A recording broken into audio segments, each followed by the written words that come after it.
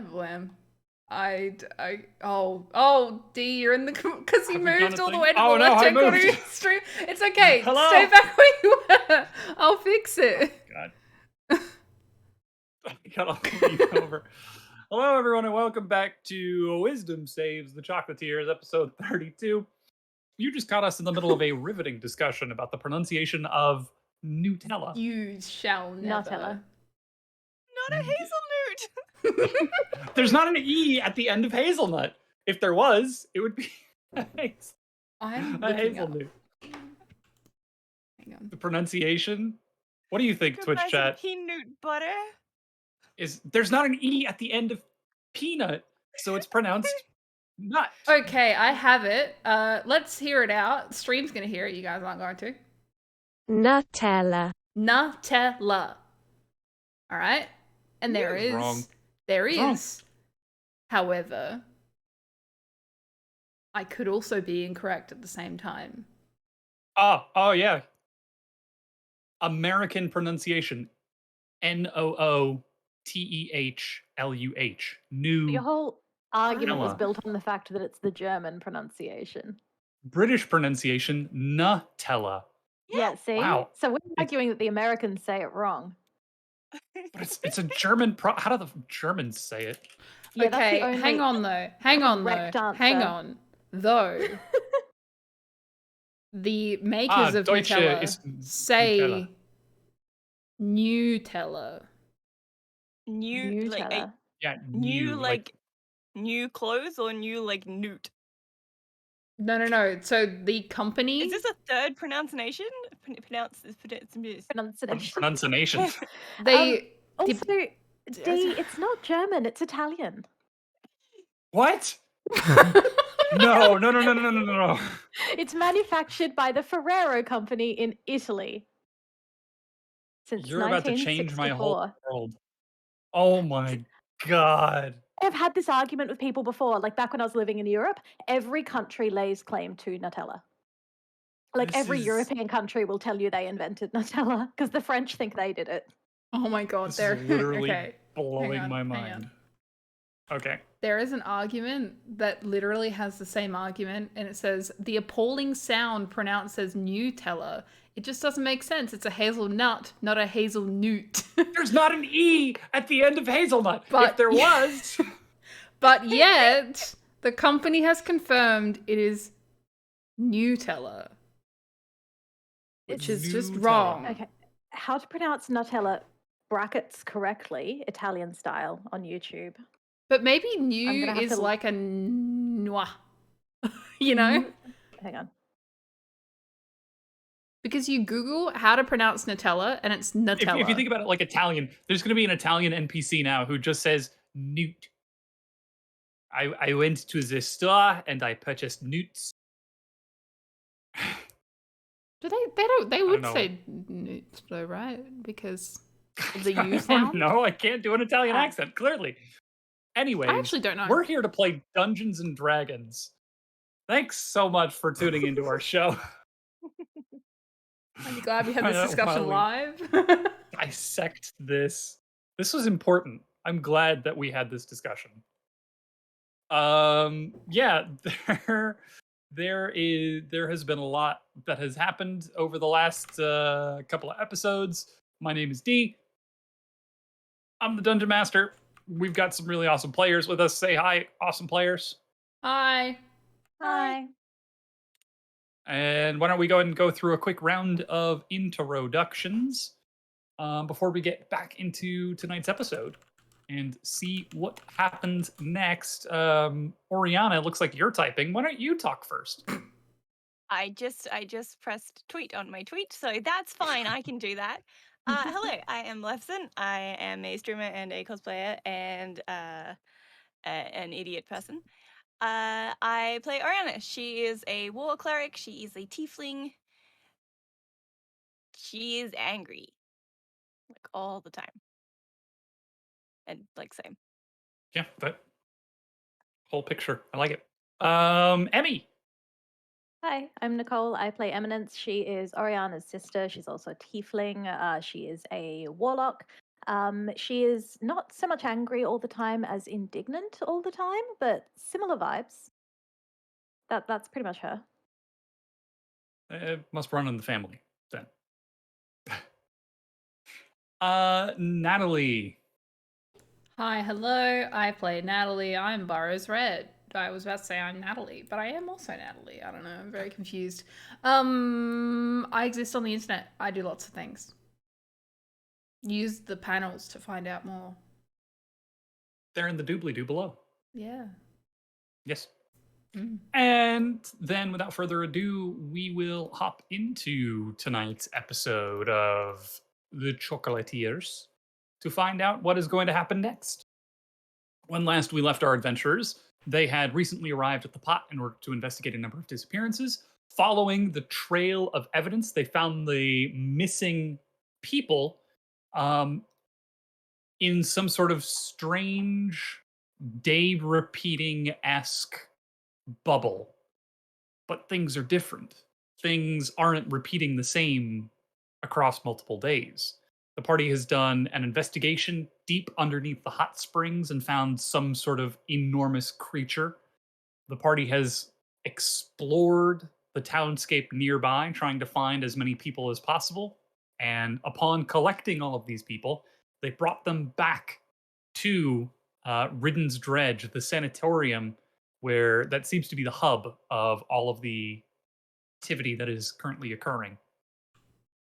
They were approached by an individual known as, oh my gosh, why is his name escaping me? Von Bjor. Von Bjor the dwarf, who approached them, realizing that today in the time loop, he was going to die, and asked for the party to protect him. Uh, the party did so, but upon returning back towards Ridden's Dredge, they found out that Akbanok had been murdered, strangled around the neck. Through some clever negotiation and a little bit of scouring of the environment, the party were able to come up with 500 gold worth of diamond dust and cast a raise dead spell, bringing Ak back to life. Tragically, however, Akbanok is nonverbal, and despite their best efforts to elucidate information from him, were unable to get any clues as to who might have killed him. We got a stick In figure. They did. In an attempt to try to flush the murderer out, they decided to bring Akbanok back into the common room where the entire group and collection of missing people were gathered after learning that Ak was dead to see him alive walking back out into the hallway. After an initial wave of curiosity, there was elation and happiness as everyone rushed up to Akbanok, grabbed him in a big old hug, a big throng of activity to see their dead friend back to life. And in the ensuing chaos, Natalie stumbled back, her hand slick with blood, to see Von Bjor amidst the crowd of people with a knife stuck in his neck. Or at least, that's what Eminence sees. Eminence, make a perception check for me. Okay.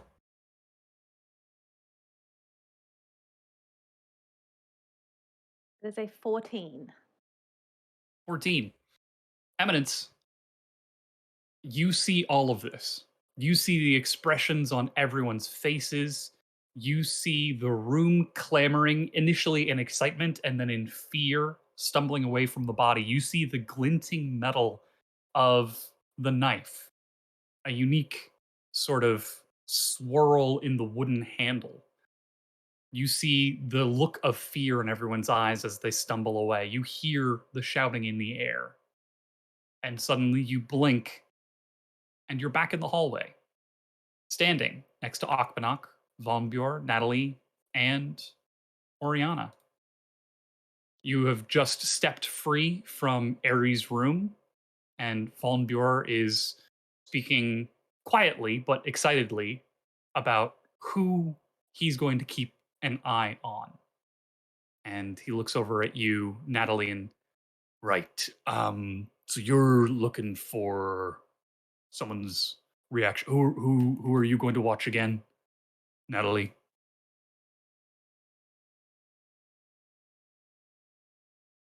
Who was I watching? Shit. I was watching. That's why we're figuring this out now. That's okay.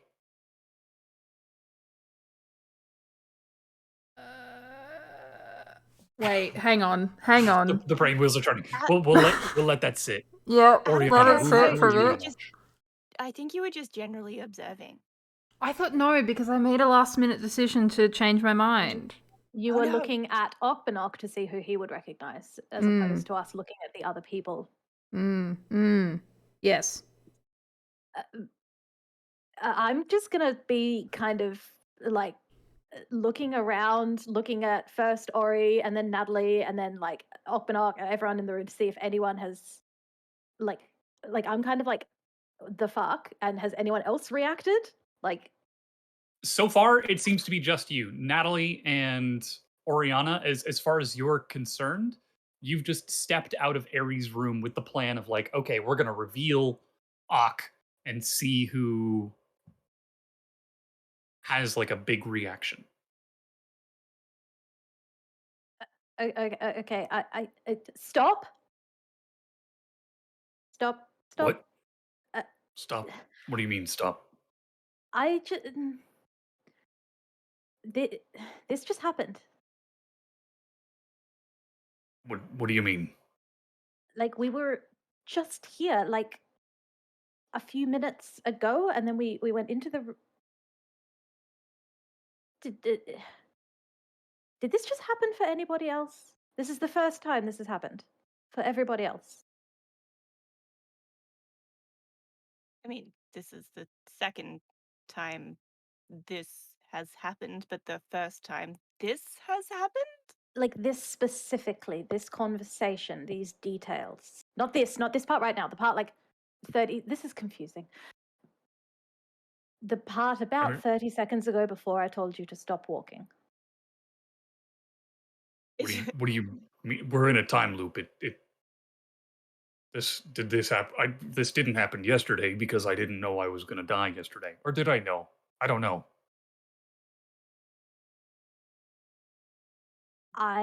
Is this something just a DM question that I would have to roll for to know if I know that this has happened, or just because it didn't happen, I don't know?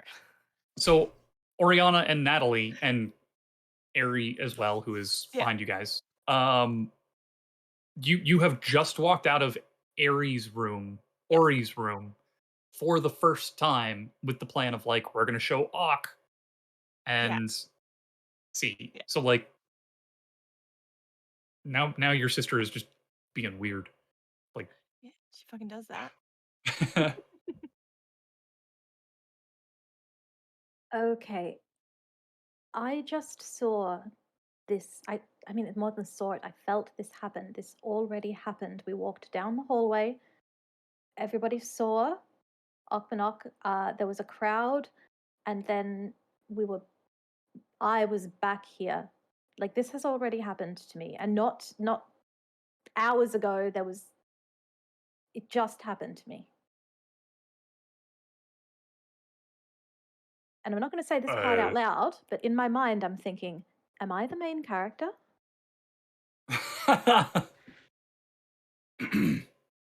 Yeah, Natalie and Ori, why don't you give me a perception check?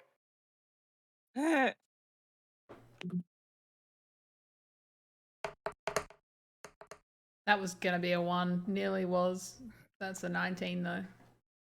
Noise. 19.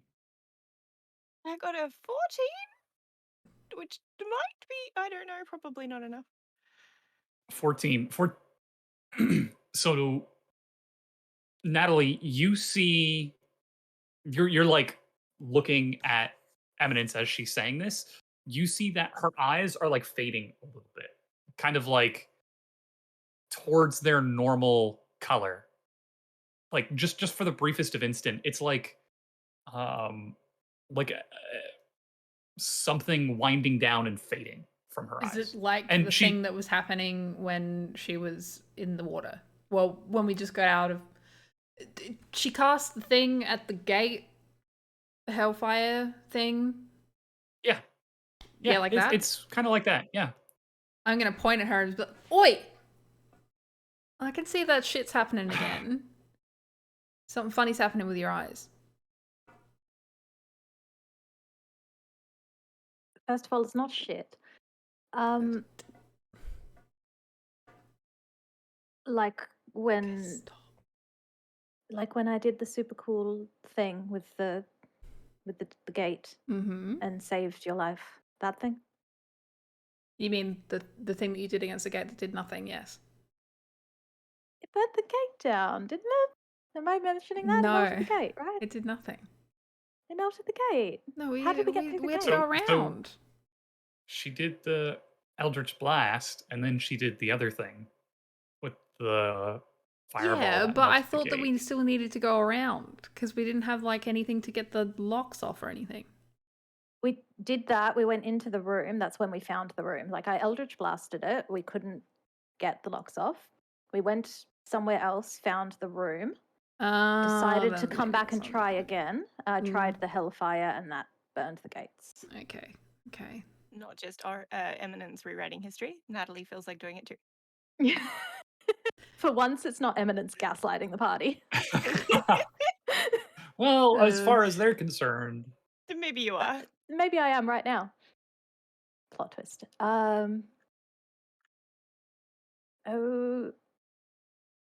Okay. Can I do some like introspection and see if I feel like, I don't know, would I feel if I had performed like a magical ability that I did not know that I had? sure. What do you want to roll for that? Like insight, arcana, Insight? history, investigation, medicine.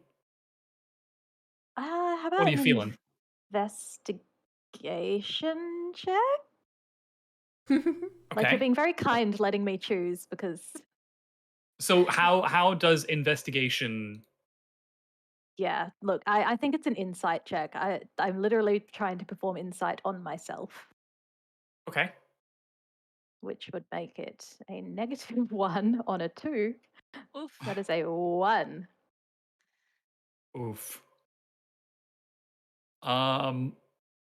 You feel as fine as you can for having just witnessed a murder. That's not the part that bothers me. Yeah.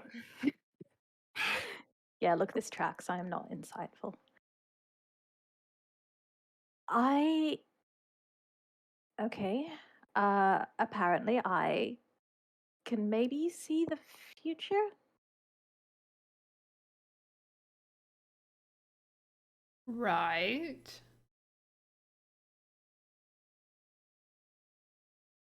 Look, you don't look convinced, but We're in a time loop. I can believe anything right now. right. So, Van Biel, you said you know you're going to die, Right. and you have no idea how it's going to happen. Can't remember it.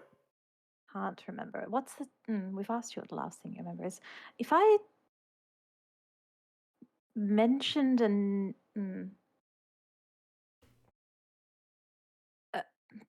If you mention a name, would I react to it? not a don't know. name. Okay, look. We walk into that room, and there is a giant crowd of people. Everyone is very excited to see Okmanok, and you get stabbed in the neck.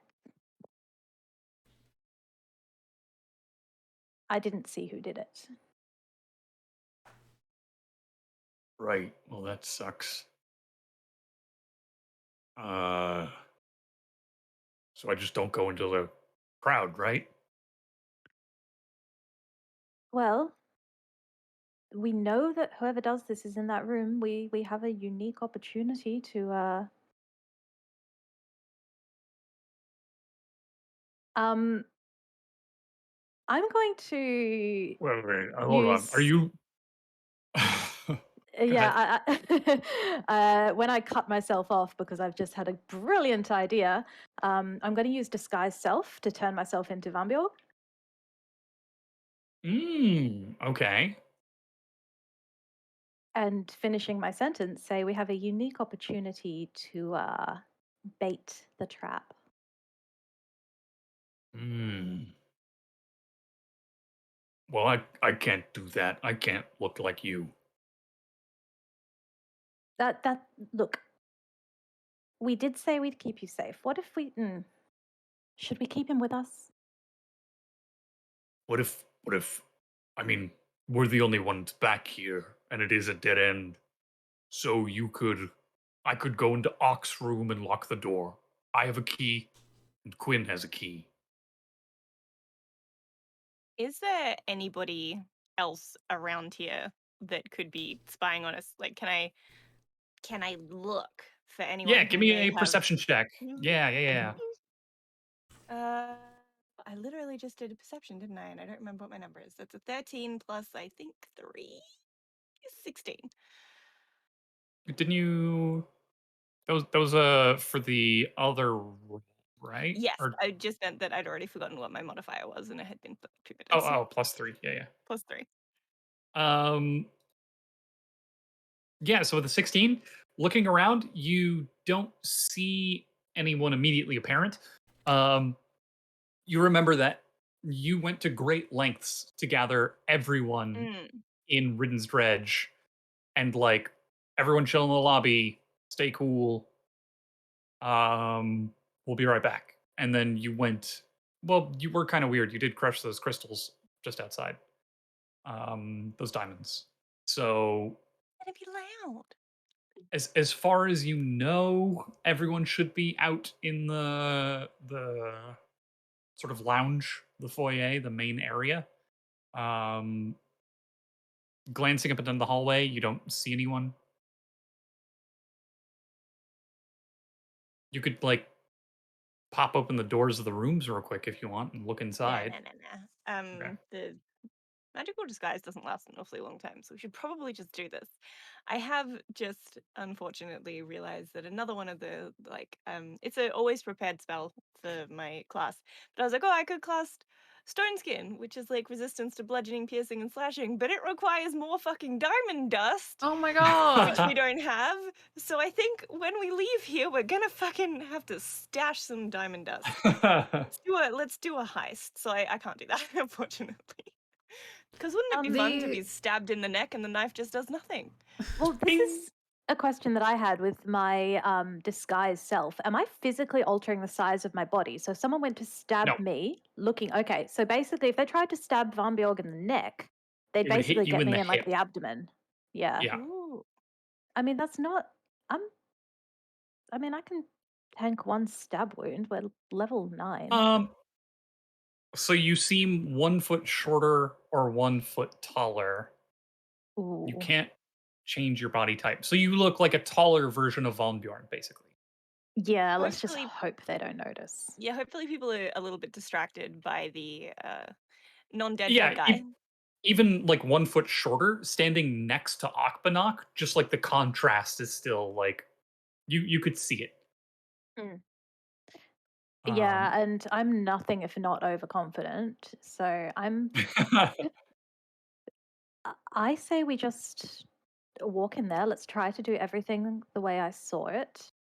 Let whoever it is try to attack me, and we capture them. The other option is yes. to, we have the door to the mess hall, right? I can stand there, for one, make sure no one leaves, but also stand with the actual Volnbjörn, who's standing directly beside me but not in view. So if anything happens to him, I'm with him. If anything happens to you, I can run into you.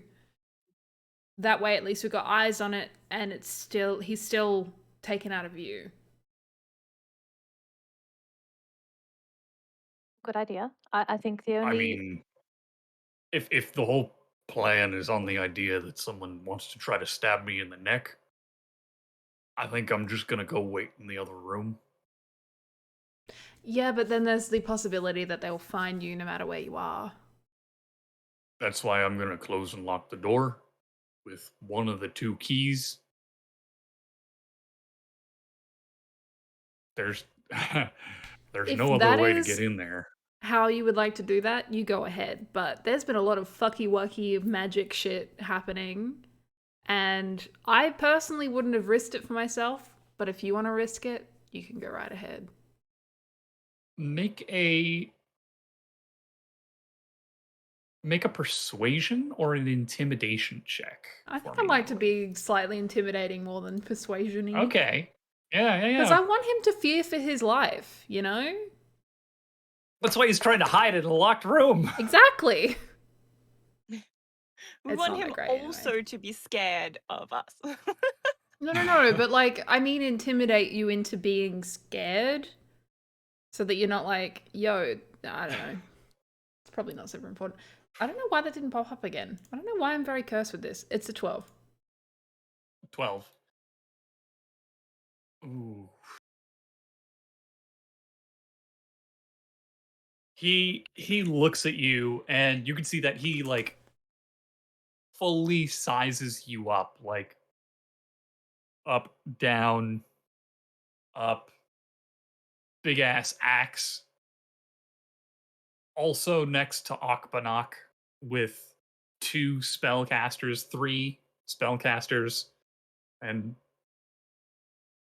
looks behind him back over at the room at the end of the hall.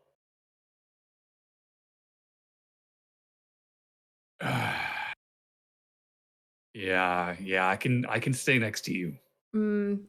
All I'm Maybe saying is, behind you. you know, magic just poof, stab, poof, out. Yeah. Mm. So just to clarify, Natalie is saying that she's going to be like just on the other, like not going into the room with us, staying with him. Oh no, I will Because like, because the way that I imagine it is like the mess hall opens onto the hallway. Is that right? Yeah, so this is basically like a sub-winding hallway off of the larger lounge area. So So yeah. you're maybe 20, 25 feet away from the lounge area. So I'm thinking of literally standing in the doorway, having him to the side, so he's obviously not in view. So I can see you and everything going on in there, but I also have eyes on him. yeah, that makes sense. So And I then just also if someone tries to making go for sure the that- door, I'm just fucking there. I think the most important thing is to create a scene with Okpanok. We need the crowd to move in so that whoever it is feels like they can attack unseen. I mean, I think having someone come back from the dead seems pretty big, right? Well, yes, we're going to create a scene regardless, and I will try to stay close to Okpanok so I am enveloped in the crowd.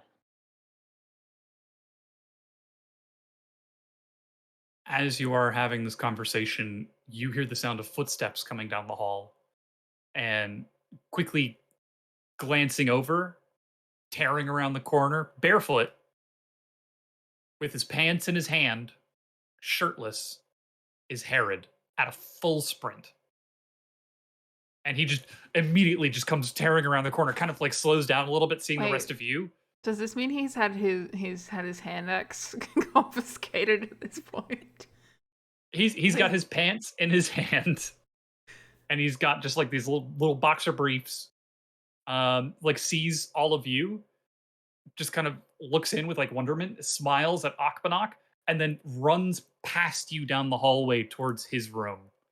You That's hear the okay. sound of like a couple of things being thrown and tossed about, and Valen is kind of like looking at the rest of you for should we do something? Should we just I think we stop should them? go straight back to the room.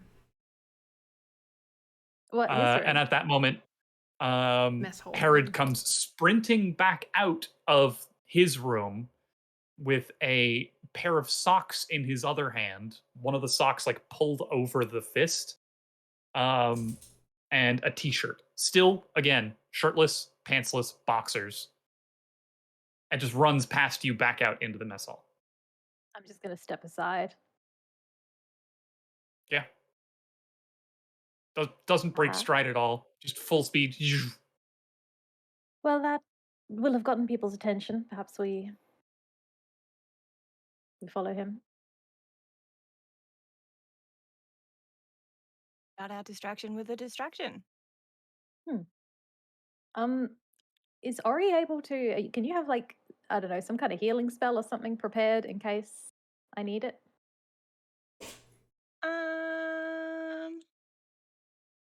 I mean, that is my intention just in case she gets stabbed in the throat. But I think like actually preparing it will only last like a 6-second round. So Okay.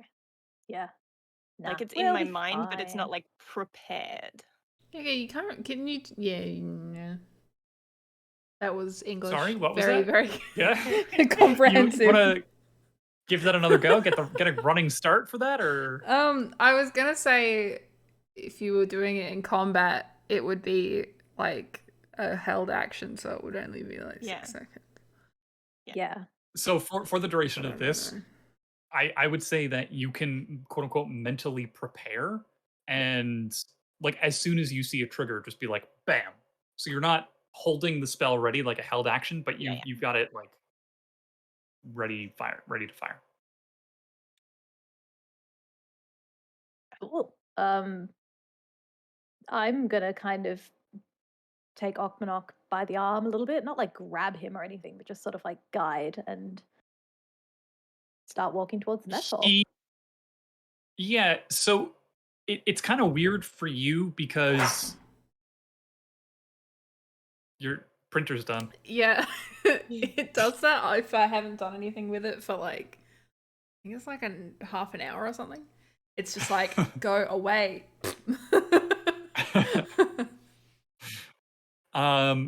It's kind of like an out of body experience a little bit because as you look down, you kind of almost see the top of your head like a little bit below you, and your arms are obviously longer than Akbanok's arms, so it's kind of or not Akbanok, Valmbur's arms.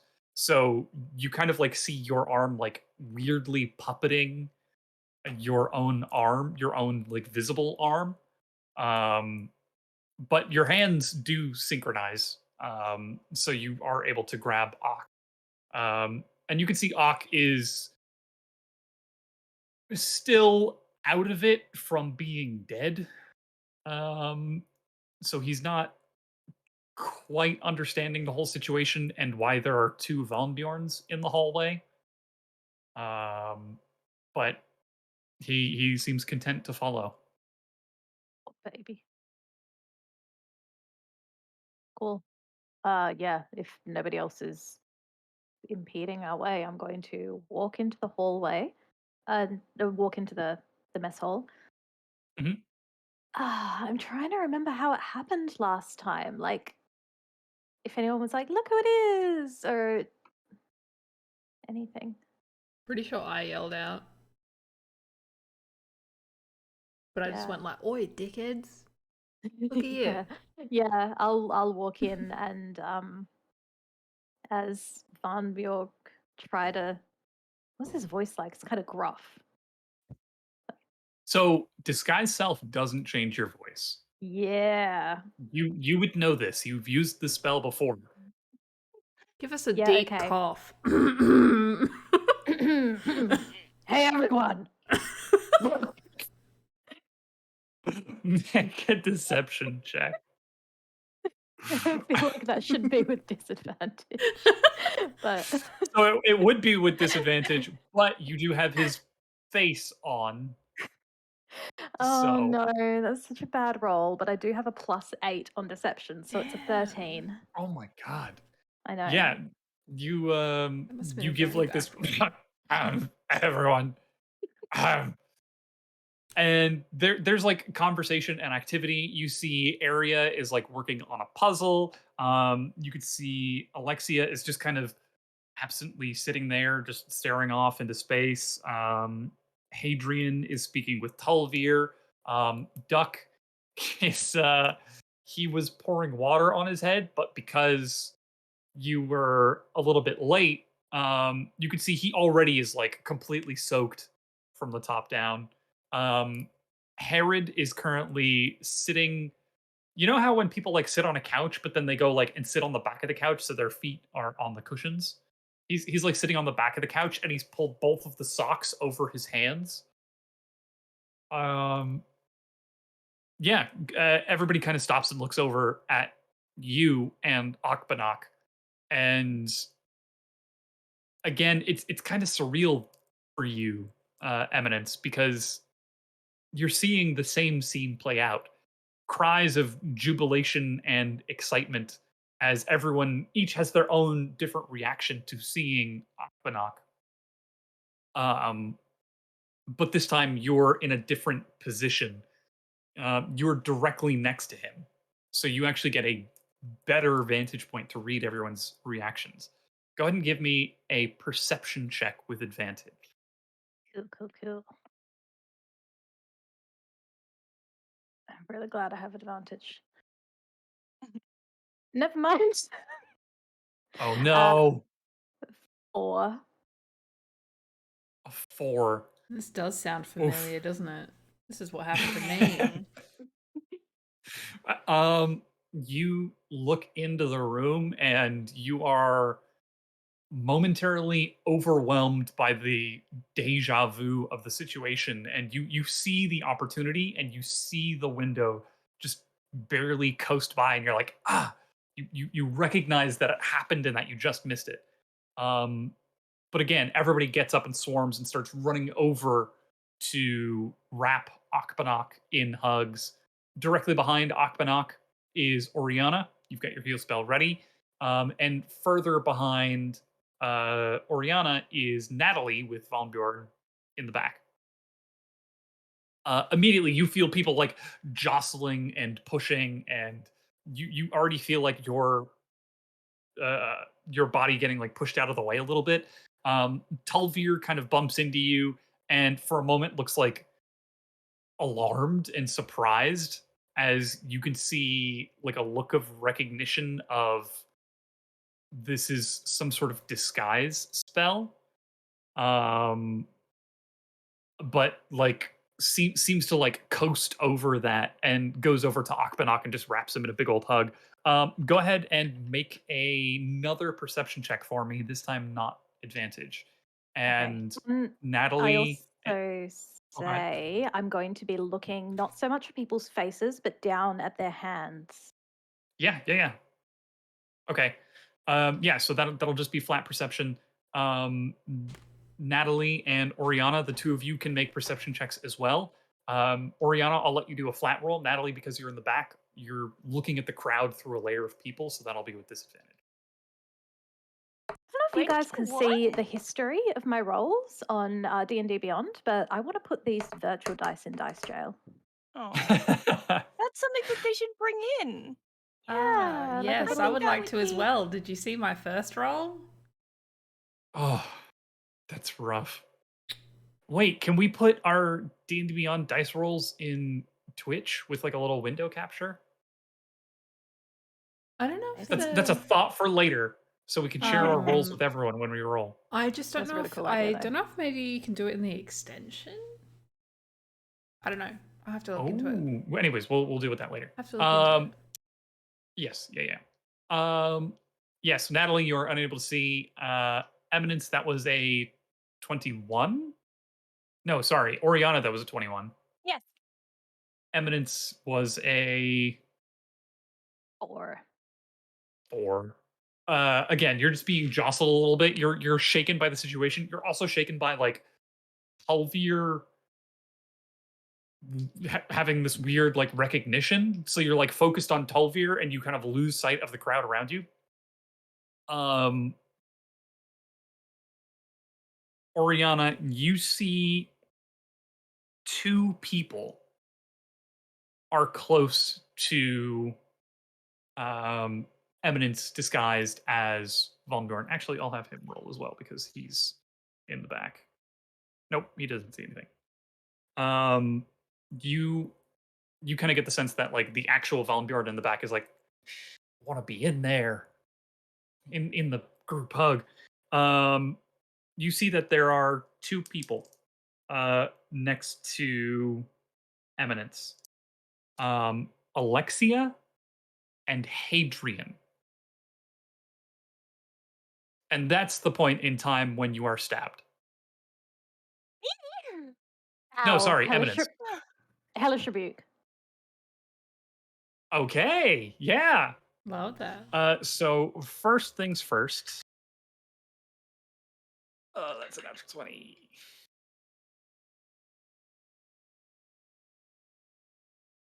That is. Oh, it's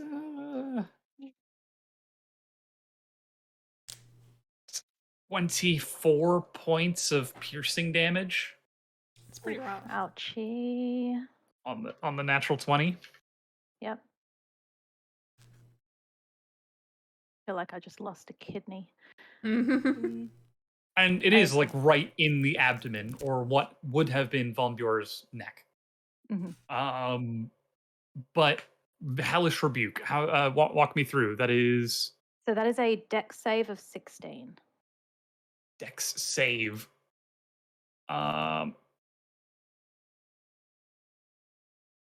Ooh. The casting time is a reaction, which you take in response to being damaged by a creature within 60 feet that you can see. I can see all of them. It's just that I don't know which one damaged me. And Yes. So directly adjacent to you is Alexia, Hadrian, Duck, Akbanok, and Aery is still in her rocking chair. So there are 4 people next to you that you can currently see. Okay, and when I try to Hellish Rebuke, nothing happens? No, you have to pick one. So It says Hellish I Rebuke is pick. against a creature that you can see. But I'm gonna be that bitch right now. It doesn't Yeah, hit me. specifically say that I have to know that the creature hurt me. You point your finger, and the creature that damaged you is momentarily surrounded by hellish flames. I do have to be able to see the Yes. creature, but it doesn't say anything about me needing to know which one of them damaged me. So I would argue that anyone that I can currently see, if they damaged me, they get hit. I think that's a little bit more challenging if you see 3 people and one of them hurts you but you don't know who do you rebuke? I rebuke How the do you know who to rebuke?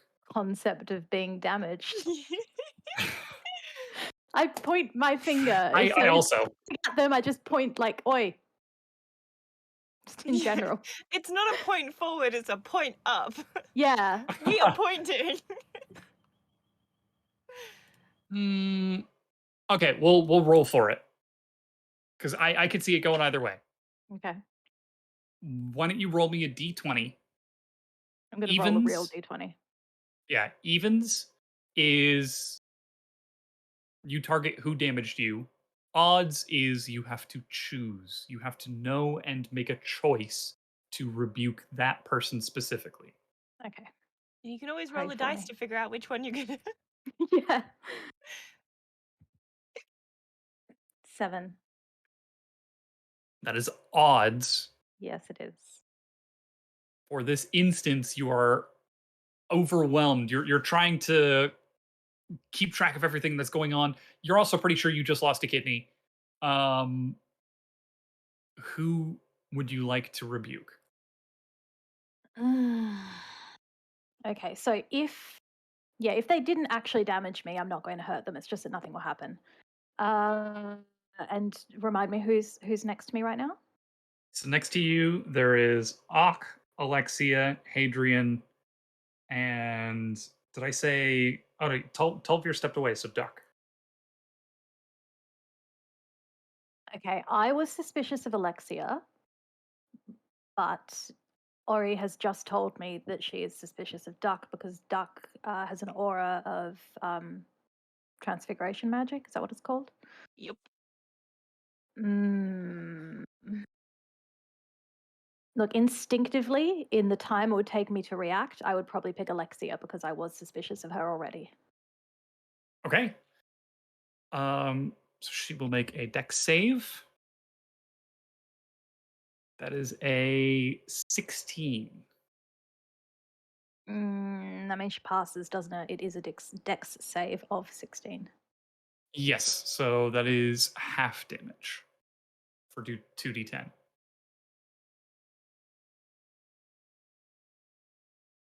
Yeah, actually, I'm going to physically roll those because I want to. It's 3d10 casting it at second level, but I specifically want to cast it at first level because I don't want to kill her outright. I'm sorry. Let me find a d10. Why can I never find So d10s? do you get to choose if you can cast down? Can I? I kind of I assumed I could, but don't can I think not? you can as a warlock. I think it automatically casts at the highest Ah, that it okay. can cast all the time. Yeah, the warlock does not have lower level spell slots. Ah, damn. All right. 3d10 then. That is a 25 damage. Jeez. Halved. Yeah, that's 12. There is an immediate eruption of flame as Alexia is right there next to you, just gouges up. You can see she kind of stumbles back as it scalds against her skin and her face, and there's a genuine look of like alarm and surprise as she seems to be in complete shock of the situation. Everybody else kind of steps back as well. Akbanok next to you kind of lets go. Who knew? Open fire in a sanatorium, risky business. Um, there are like shouts of surprise and alarm. Von Buer behind you, Natalie, makes a push to try to step past you to like help try and settle the situation down. What do you want to do? So Volnbjorn's trying to get past me, is that right? Yes, he Absolutely sees that not. people are freaking out over the gout of fire. Absolutely not. I said I'd be standing in the doorway. I'm happy to remain in the doorway because it's fire, and I know that's come from Eminence, so I trust her to do something correctly, even though I have no idea what's going on. Have you met her? Yeah, he kind of like tries to push past you, and you just easily muscle him out of the way. I'm not He's like, like bashing him back or anything. Like I'm just trying to be like, just wait, kind of thing. Yeah. He's like stocky, but you're easily able to be like chill. Yeah. Awesome. Oriana, you see again, well, for you the first time, there is a splash of blood on the floor. You see a knife sticking out of what would have been the neck of actual Von Bjorn, but you know to be the abdomen of your sister. And then immediately you see her finger point and just a gout of flame erupt and ignite Alexia. You have a heal spell prepared. I do, and I'm just trying to decide what level I should cast it at because I can't see a wound and I don't know how bad it is. Yeah, so you see the knife sticking out of the neck of Yeah. um, Von Bjorn, but you know that that's like the abdomen. And yeah, that is a good point. You actually have a hard time gauging. It's sort of like two images not lining up correctly.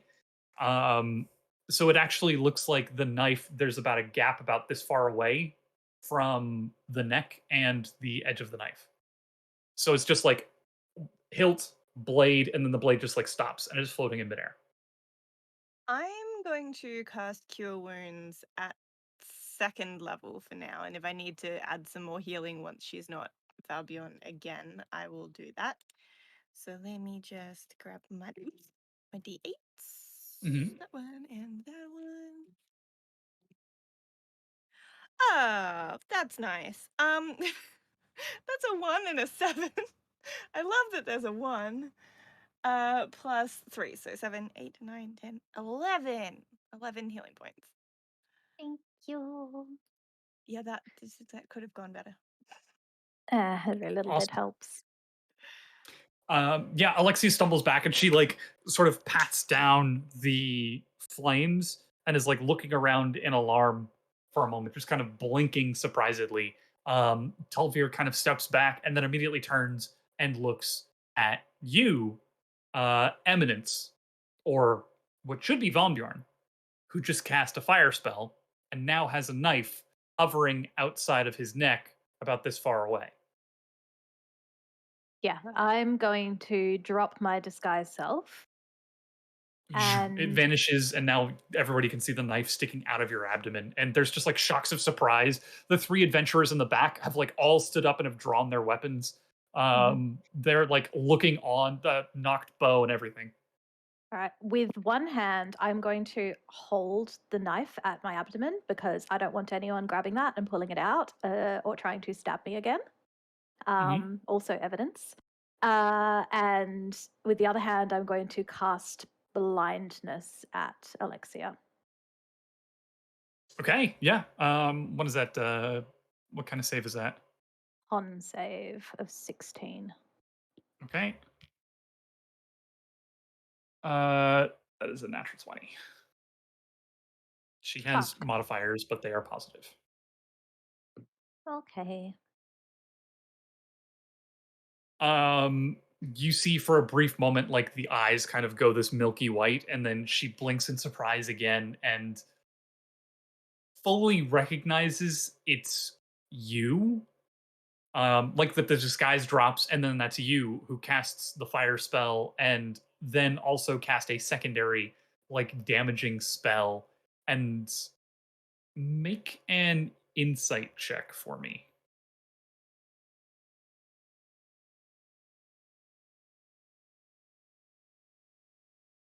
It's a 4 again. Oof. Like, honestly, what are the odds of rolling a 5 like 4 times in a row on a d20? I'm no D&D Beyond. You're cancelled. Cancel the dice from D&D Beyond. Um, yeah, there is a look of like hurt and surprise, and then you can see that her eyes kind of go towards your horns on the head, and then like the look of hurt returns to her face as she kind of tries to stumble away from the crowd and the fire. Quinn at this point has like pushed through all of the rest of the people. Herod has like scrambled away. um Half of your like shirt is soaking wet from where Duck was trying to hug you. um it's just a big old mess of people. He's scrambling back as well. Immediately there's just like a whole bustle of chatter and activity. Quinn is, what is going on? I don't understand what's happening. What is this? Why did you disguise and did you just cast fire and blah blah blah? Hadrian is next to you, just like, oh god, it singed my eyebrows off. Oh, it's like this huge wave of activity, but you can see that Alexia has kind of stumbled back a little bit and put some distance between you and her. And she seems to be at this point just like trying to get distance from you. Okay. First of all, when you say that Alexia looked hurt, do you mean like betrayed? It doesn't like I would have thought like Like confusion or emotionally something, or hurt or like physically angry, hurt? like you know when she recognized me, she looked at my horns. She's like, "Shit, that's not Vambiorg." You said she looked hurt. Do you mean like she looked physically hurt, or she looked like? It just seems like a weird reaction. Um, yeah, it was like she uh it is incongruous. Um, she did just get sprayed with a gout of flame. Um, Either way, she's about 10 feet away from you and the rest of like the cluster of people over by the doorway right now. You can see the three adventurers are kind of stepping forward. Ethramal is walking over like, what is going on? Is everything okay? You can also see, oh my gosh, I need to get the rest of my names. Um, yeah, Paranel is like approaching. You can see he's got a set of like a dagger in one hand, and he seems to be reaching behind him, and you can see handcuffs coming from behind his back. Um, yeah, Baldo is over by the door, and he is just like, well, I never Melee and Yana are over by Area, and again, Area still sort of has like that vacant look. Is there anything that any of the three of you want to do in this chaos as the crowd is just like exploding into activity? I'd just like to shout, like, she stabbed me! Grab her!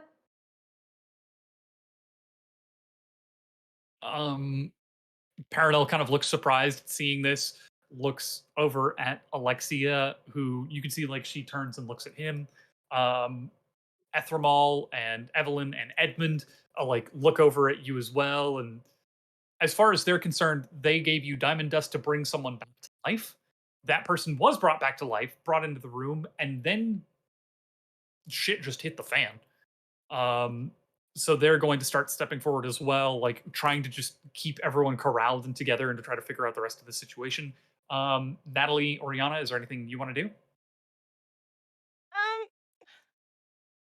I have multiple hands. I can't grab everybody, Mhm. but I'm going to try and grab Alexia because that is the So one. she's on the other side of the Oh, crowd. she's gone? She's like no, she's like 10 feet away from the crowd after the fire and the attempted spell casting from yeah. Well, I won't grab her then, but I will grab Duck because Oriana is still slightly suspicious of Duck and this magic. Not like violently like shake them, just kind of make sure they can't run away. Yeah. Yeah. Okay. Natalie? I will, like, I'm too far away. I'm completely opposite side of anyone. I'm still sitting with Valmbjorn, who potentially still is, like, in danger. I am going to wait it out a couple more seconds and just stay with Valmbjorn. Just in case something happens, like, because if I bring him in there, just worried something else will happen. So I'm going to sit back and continue kind of just keeping him at bay. How is he doing? Like, what is he still He just wanting wants to get in help? there. Yeah, like there was like that initial flurry of activity and he was like, "Oh, I want to get in." Then there was the stabbing and the fire and he was like, "I need to calm people down." And now they're shouting and a dude running forward with handcuffs and he's like, Right, but "These are he my knew people." that we were going in there to essentially prevent him from dying, and then someone is being caught for doing that. Does that seem weird Yes. To him? to me? Like, is that strange behavior for him? Does it look like he's going in there under the guise Oh, of doing something else? no, Or it looks like he wants to go in and like calm down Tulvir and Duck and Herod. Like Herod is just yelling. I'm It's sure. yeah, just a whole big flurry. Duck, or you're able to grab Duck. He's sopping wet, but he's just like flapping his arms over and over. Is he trying to Now fly? he's all waterproofed. He's flicking water on everyone. Mm. But you are able to grab him and like secure him. Yeah, it looks like, as far as you can tell, Natalie, it looks like Von Bjorn is like, these are the people that I take care of. There is a crisis. I want to get in there. Even Ock is like startled. He had like a rough idea of what would happen, but now it's a lot, and you can see that he's also starting to get a little riled up. Yeah. Then I will still stay with him because ultimately he is the one that we know potentially is meant to be dying. So Yeah. just because Do we know that you? it has happened this way doesn't mean that I'll it give you should. the option to make an insight check if you want. Sure. Okay.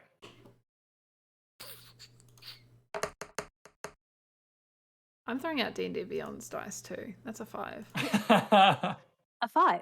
Mhm. Something These are is I not wrong. rolled a rolling well. natural 3, and that's the second okay. one in a row. Physical dice. I just didn't want to make a lot of noise because I Also- don't have a mouse pad at the moment. So it's like super Clicky loud on my clack. desk. But Oh yeah. Part of D&D is like that tactile moment of like dice. It's good stuff. I also have sharp Yeah. edge dice. Oh, really? Oh. Into the wooden table? No. I've got like a bloody what's it called? IKEA. Like the chipboard type thing that's covered in the like I can't remember what you call it. Particle board? Yeah, maybe. I don't know. It's just desk. Sure, it's a desk. Like yeah. if you opened it up, it's full of like bits. Just I don't know if that Yeah, makes right. any sense. it's a particle board desk. We can also see you taking selfies of your dog. Yeah. Or I Is it a guess selfie if I'm taking it of my dog? Or is Dempsey's. it just a It's a photo. You're taking photos. Yeah.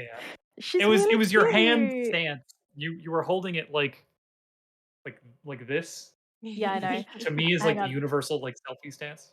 I'm gonna see if I can show chat how she's sleeping real cute. Whoa.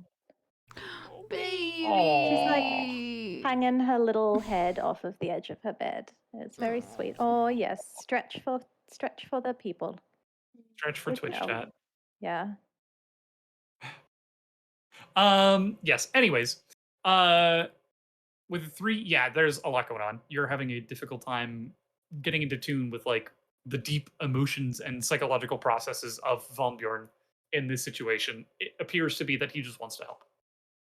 Well, I still trust the other two. They know more about magic. I'm happy to take their lead, and if everything breaks out into a fight, I'll think about it then. But right now, I'm just waiting for something else to happen. Yeah. Alexia stumbles back. At this point, Perenelle has crossed the rest of the lobby and like firm hand on the shoulder, and she kind of looks up in surprise, and then you can see her eyes kind of go to the handcuffs, and like a look of concern and worry cross over her face. And at this point, Ethramal, Edmund, and Evelyn also approach from the sides and sort of quickly like flank, like, "Hey, now, no need for you to be going anywhere. We're gonna take care of that burn and try to get to the bottom of this." And Evelyn's like, I'll get the first aid, and just immediately like beat by beat, these are three, though argumentative, well-oiled adventurers, and they're already like on top of it. Quinn, meanwhile, whirls on you and is like, the what is going on here? Well, as we have discussed previously, your supervision of your patients could use some work because one of them just stabbed me. Yes, I understand.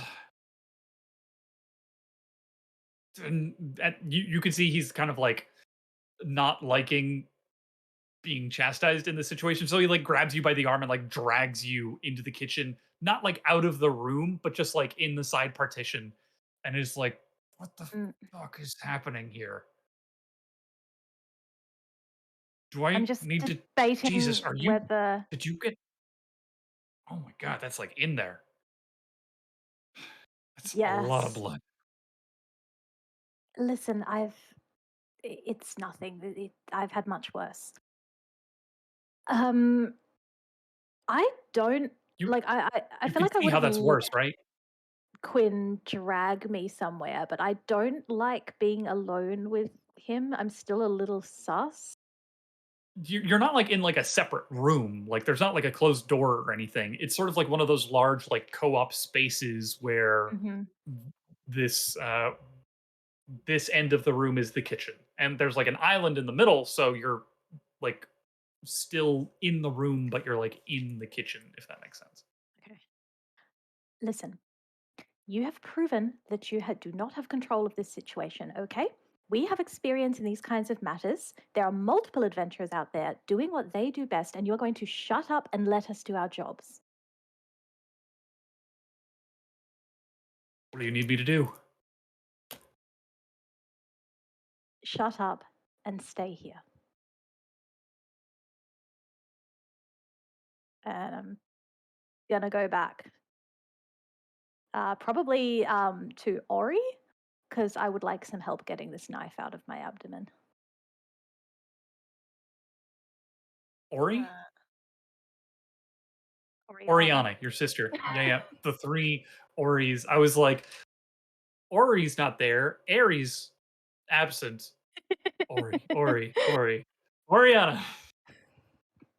Oh boy, naming conventions. Mm. Mistakes were made. Ori is the John of your world. Yeah, yeah. John Smith, Ori. Yeah, I'll limp over to Oriana.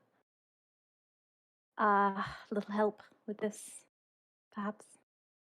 While I'm holding on to Duck, has he done anything weird or suspicious, or has he just kind of been flapping his arms and He's like? been flapping his arms. I think I'm asking for like an insight check as to whether or not I think that this is just like, I don't know, like a escapee, suspicious flapping, or just a panicked man who thinks he's a duck flapping. Go ahead and make an insight check. Because I was quite suspicious of him before, I love and this question. I want to know if I'm still suspicious. I should know if I'm still suspicious. It's a 19 and my insight is 7, so it's a Wow. 26. 26. Yeah, you grab him, and after like a couple of moments of like flapping his arms, you can see he looks at you and he starts like beating his arms at you, and you're like, this is not a thing. He really thinks he's a duck. You are like in tune with him right now. This is not a performance as far as you can tell. Like he's just like using the inside of his wrists and his forearms and is like batting his arms at you. We'll figure out this fucking transmutation magic on him at some other point in time. But for now, I'm gonna see if I can just like Oh yeah, you still have your push him detect to the magic. floor. No, because I cast detect I cast detect magic originally as I walked in the door, and I didn't do it this time because the plan was different. I thought you did it coming like out of Ori's room. Oh, maybe I did. Because like you cast it and then you were like, this doesn't last forever, we should get moving. And then you walked and I were like, I'll watch this did. person, I'll watch this person. Oh, okay. Yeah, there is still like that aura of transmutation magic. I'll let you do a quick arcana check because you're holding him. Okay, I've only got a +1 to Arcana. Please be nice. Nat 20. Nat 20, really?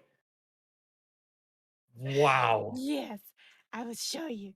These are also my favorite dice. They weren't last week. Last week I retired them. And now they're back in the rotation. Yeah, because I really like them. Just I took a picture, but like they're metal dice and they got glitter in Oh them wow. and they're really like Yeah, funky. yeah. So every week I try with them to see if they'll be nice because I love them so much. Yeah. But that is only like I said a +1. It's a nat That's 20, but it's only a yeah, plus. that 20 plus one is still pretty good. Yeah, like as he's doing this, as you like do this insight check, like is he hiding something? Is he doing something? What is going on in the great machinations of Duck? Yeah. You like get a chance to like really look at him and like connect on a verbal level with the detect magic, with the insight check. He doesn't just look like a guy who looks like a duck. He looks like a duck, like fully well and truly like duck-like features. And it's at this point that you do know that it is possible for some polymorph spells to last indefinitely. And you get the sense that he's not a guy who thinks he's a duck. He's a duck who's now a guy. Hey, wait, were we talking about this on stream last week or after stream? Because we were like, what if he really is a duck that's been turned into a guy? What the fuck happened with the brother that dropped him off? He was like, I'd really like a brother, and this duck is really nice to me. I'm gonna turn him into a man, and it just didn't work out. Like, how does this happen? I know this is a mystery for later, but how does this happen? My theory is some guy like spilled a polymorph potion on a duck and was like, ah, shit. Didn't know what to do with it. He's just like, this is my brother. He's crazy. Look after him. Okay, well, for one, I'm gonna let him go, but like, how does one calm a duck? I'm gonna see if I can just like push him so that he's sitting on the ground. And then I'm going to just to get him slightly out of the way so I can deal with Emmy. Cover Yeah, his yeah, yeah. Has a eyes. bleeding abdomen wound. So Cover his I'll let eyes. you Doesn't that do. work for most animals? I flip I'll him on let his you back and do scratch his belly like a chicken. athletics or animal handling. Okay, my animal handling is +3. My athletics is absolutely nothing. So please be. Okay. Okay, that is a 14. It was almost a nat 20 because they're right next to it. 14. Yeah, you know 17. that ducks. 17 Oh, with the sorry, modifier. 17. Yeah, yeah. You know that ducks are largely territorial. When excited, the best thing to do is get out of their territory. Um, so Throw the duck into the kitchen. yeah. You literally just like push him into a different room. You can see like Quinn is over there having a brief conversation with your sister, who is thoroughly chastising him. And you kind of leave Quinn in the kitchen and see Duck gets pushed in by Oriana, Eminence, and now the two of you are kind of like just outside of the kitchen. Um, Across the room, Natalie, you also see that Alexia is like not being handcuffed by Paranel, but he's like got a hand on her shoulder and is like actively holding her. Evelyn has pulled out like a rough first aid kit, and you can see that Edmund is going through and like applying a salve to the burns that she's had. Um, at a glance, she looks like she's in some form of shock.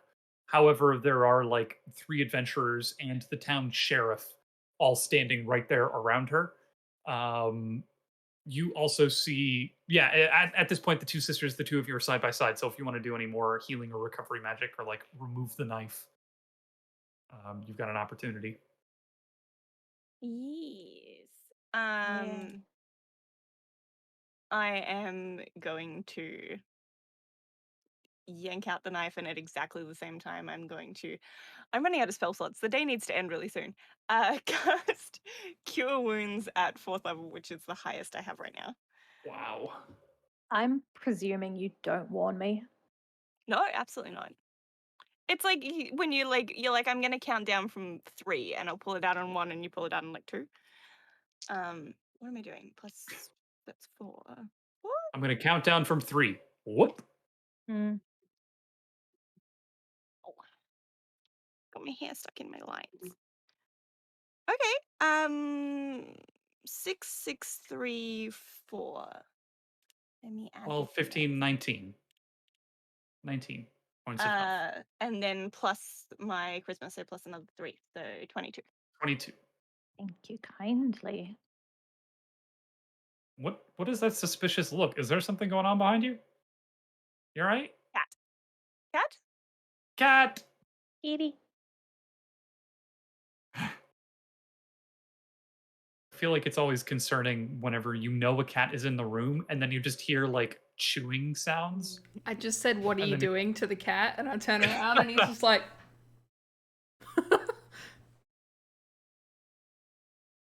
Look normal. Look normal. Don't. Yeah, I'm gonna also hold my hand out for Oriana to give me the knife back. Yeah, you can have the knife back. And Yeah. the handle first. Like, go. The Stab handle that's someone. covered in my blood. Mhm.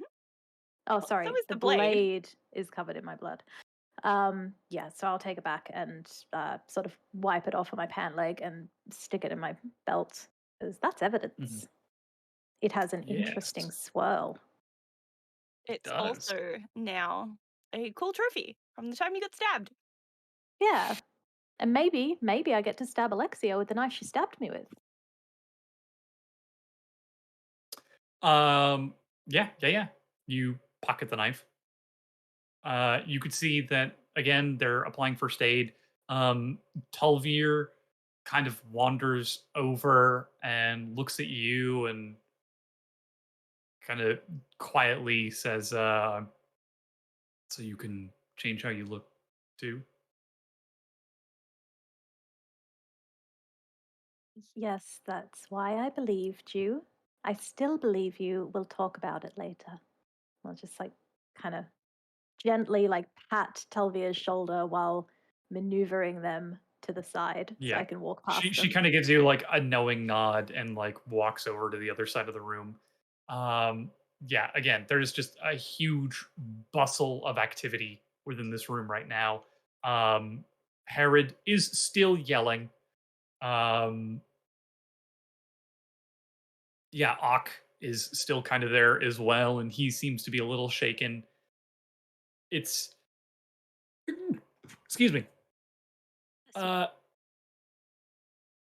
it is starting to settle a little bit from the initial excitement of the exchange. What would you all like to do? Fallen is still like, let me help him. Yeah, cool. You think you're gonna die? You're not going anywhere past here. They all have it Hmm. covered. He kind of like steps behind you, puts his back to the wall, and like crosses his arms and like pouts. Pound all you like, not letting you through. But yeah, I'm still waiting. Yep. As far as we are aware, he's the one of the most immediate danger. Except for maybe Ock, who has already been killed. Can I also True. get a time check? We were pretty close to the resetting event. Yeah. You reckon there's probably 30 to 45 minutes to Huh. go. It's late. It took a lot of time to crush the diamond, to cast the hour-long ritual, and then the deliberation and like interrogating Ox. So Hmm. Cool. Could I step up to Alexia where she is being held? Marinell is there as well and is like, why am I doing this? What is going on here? What is happening? Sorry, remind me, did we tell them already that this is a time loop in this loop? No, you got everyone together at Yeah. Riggins Dredge to tell them, and then you proceeded to not. Yeah. We got distracted. Uh, hmm. All right. I'm aware that we don't have a lot of time, so I'm going to address Uh, Alexia, not Perenelle. yeah, Esramal kind of leans forward and is like, time loop, resetty bullshit. Like, is that what this is? Hmm. In essence, Yeah. yes. And Nope. I Uh, think, don't worry about it. We got you. And he kind of turns over to, again, the Dragonborn Ethermal turns over to Paranel.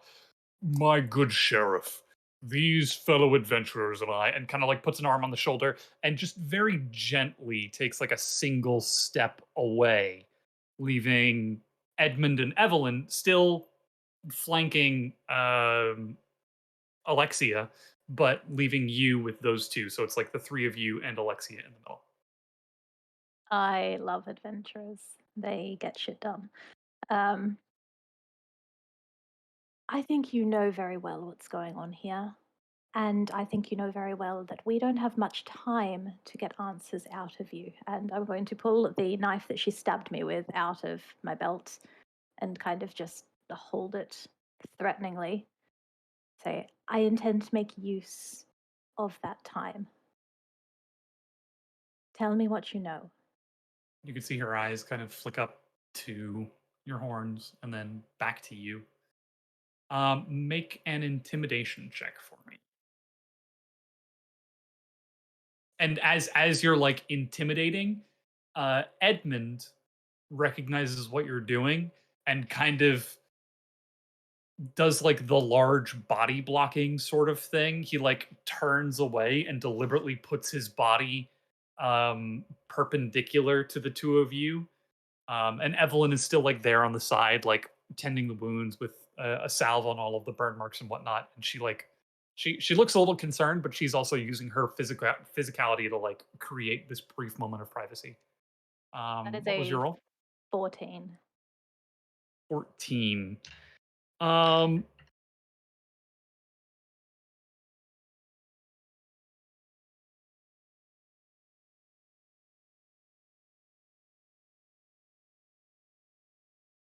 you see a look of almost like betrayal briefly flash across her face. However, she continues to remain impassive. Still like worried and hurt, but that's about it. I'm gonna lean in very close, put one hand on her shoulder, and hold the knife with the other hand, like at her abdomen in the same place that she stabbed me. And I'm like this close to her face. I'm gonna whisper, I know you weren't responsible for this. I know there's someone else, and it's their fault. Tell me who hurt you. Who told you to do this?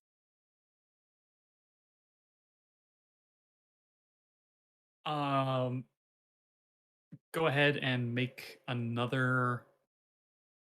This is a persuasion check, I think. Is this Yeah, persuasion or is this intimidation? Because it's like you're asking a straight question, but you're doing it while you've got a knife to her. it's a +8 either way. So let's say I'm persuading Yeah. her. Okay. 14, 22. Okay.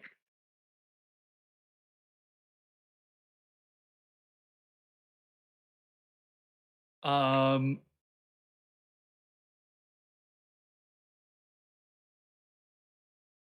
you see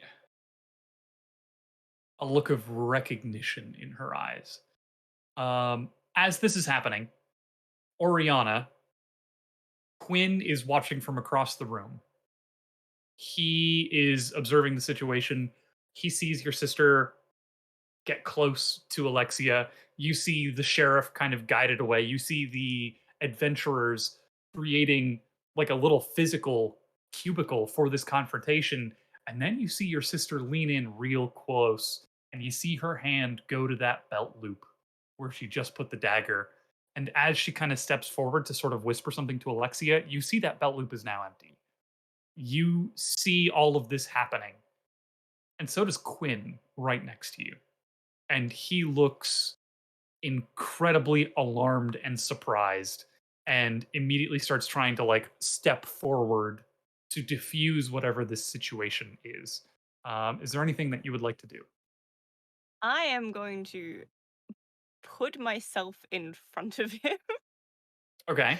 and stand up as tall and intimidating as I can, because I With do your feel like Oriana armor and kind your of, horns, yeah, yeah. is generally a little bit just like me. She's Mhm. gonna stand up as tall as she can and just stop.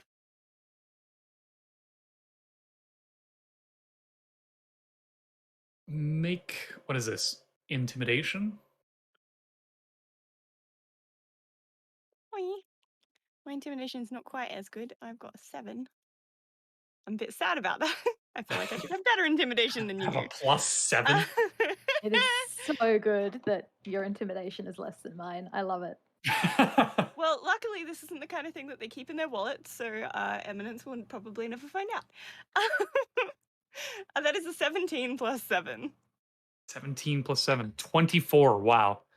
Um, Quinn,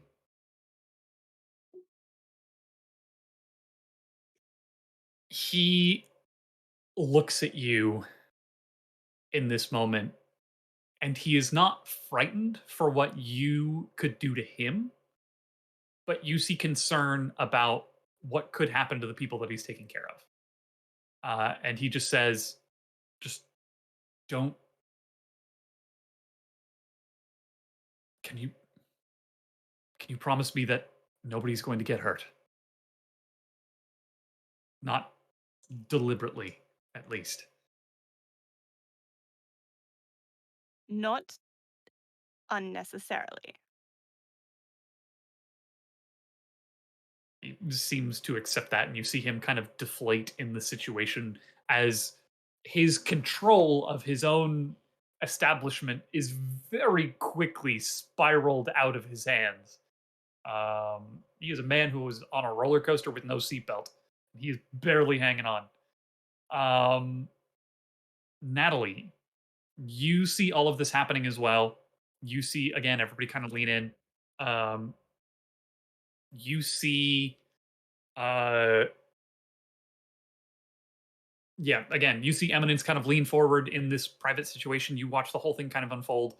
Um, Tulvier has stepped away and disengaged. Hadrian seems to be trying to take care of Akbanok. Herod is still next to you, just like yelling. And at this point, he decides, you know what? I'm going to go to his room. And he starts trying to push past you to head down the hallway, which would also leave him past Volnbjorn. What would you like to do? You're muted. Sorry, who's trying to leave? Herod. With Oh, socks on his Herod. hands. Okay, cool. I mean, I just will stand in the doorway and not let him. I am a wall of a person. Okay. But not a door. But not a door, that is correct. He is a very slippery son of a bitch. Not like literally, but he's wily. So he's going to try to get past you. So this is going to be a contested check. I'll let you do athletics or acrobatics to try and stop him. Ugh. He's going to try to do arm, acrobatics. reckon some to get athletics is past in you. hand. That is a 21 for Herod. Oh my god, so I threw it on the ground. D&D Beyond is dead to me. I have a +8. I got a natural 7. Total? That's 15. You go to stop him, and at this point, as you like take a defensive stance, you see immediately that you have made a mistake because he stops yelling and now he sees someone like deliberately trying to stop him to get from something from somewhere, and he's just like, this is a game, and just shoots right past you. This is his shit. This is what he does. And like immediately like steps past you and just immediately slides on past you. Try to get a grip on him and all you get is one single sock from his right hand. And he bolts down the hallway past Volnbjorn, and he kind of looks up and looks at you with surprise as you're left standing there holding a sock. Ignore that, please. Just gonna go and look back into the room. He kind of reaches out to take the sock from you. I mean, yeah, I'll hand him a sock. Yeah, all right. Sticks it in his pocket. I'll give it to him later. Sounds good. Do we have to worry about that? Probably, but trying to keep him in one place is right? Gonna have to. He'll just have to do his own thing. Yeah. Eminence. You see the look of recognition as you say, what was it? It was, I know you, I know who hurt you. I know, yeah. Tell me, someone hurt you. This wasn't your plan. Tell me who told you to do this.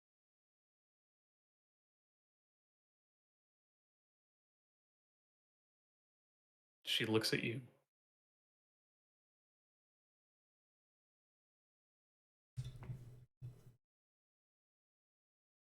Should I be insight checking that stare? A what? Because I think think I might have some idea of what just happened, but can I insight check her staring at me like that? Yeah, totally.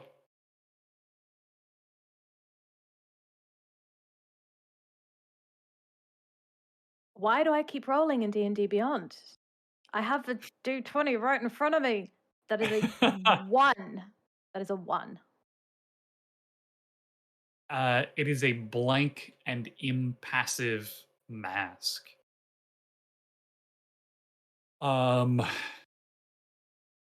Evelyn's kind of right there next to you, like in this huddle. You hear Perenelle just a few steps away, like, really, I think I can take care of this. I've been the sheriff here for a long time. I know what and Ethramal is just, of course, you've been sheriff for a very long time. We're not undermining your authority in any way. We're conducting our own investigation, just sort of keeping him distant and separated. Evelyn kind of looks up at you and back over at Alexia, and then back at you. Says, if I were an assassin at an insane asylum, sanatorium, pretty good cover, right? Hypothetically, of course. And like tightens a bandage on Alexia's arm, and Alexia kind of like winces a little bit and looks at you again. And especially, if there's some sort of time loop going on. Could you imagine an assassin in a time loop? That would be silly. And looks at Alexia's face, and Alexia continues to stare just like impassively. And Evelyn looks over at you, and but then again, if this is a time loop, doesn't really matter if anyone dies, right?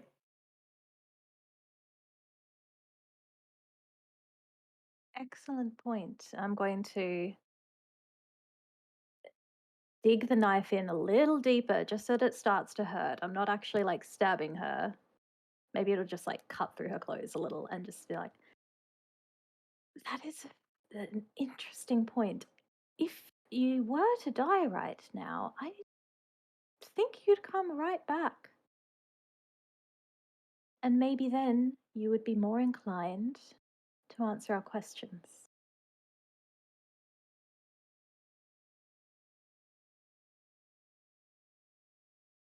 Alexia looks at you, and you see a look of fear uh, cross her face before finally she says, "And how do you know we are in a time loop?" Okay, sorry. Alexia, she was the one who was mute, right? Until this point. Yes, this is the first words you've ever heard her say.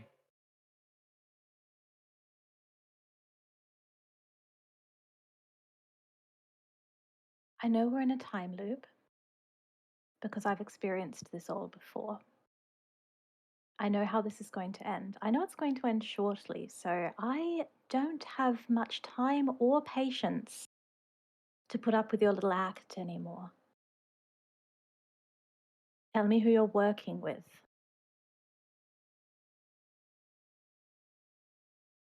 While you're talking, and you can see her sort of consider what you're saying. You see like that impassive face slip down again, and she says,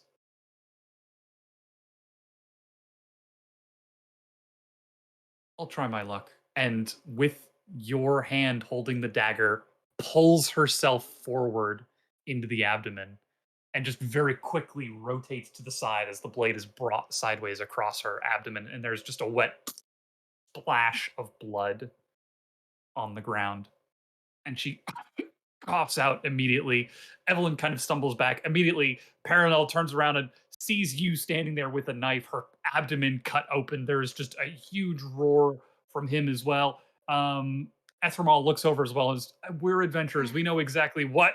And just the look of like wide-eyed surprise as he sees Quinn from the kitchen is just like, ah, and immediately shouts. Von Bjorn hears and like gets up and immediately pushes over towards you, Natalie, as shit just hits the fan once again.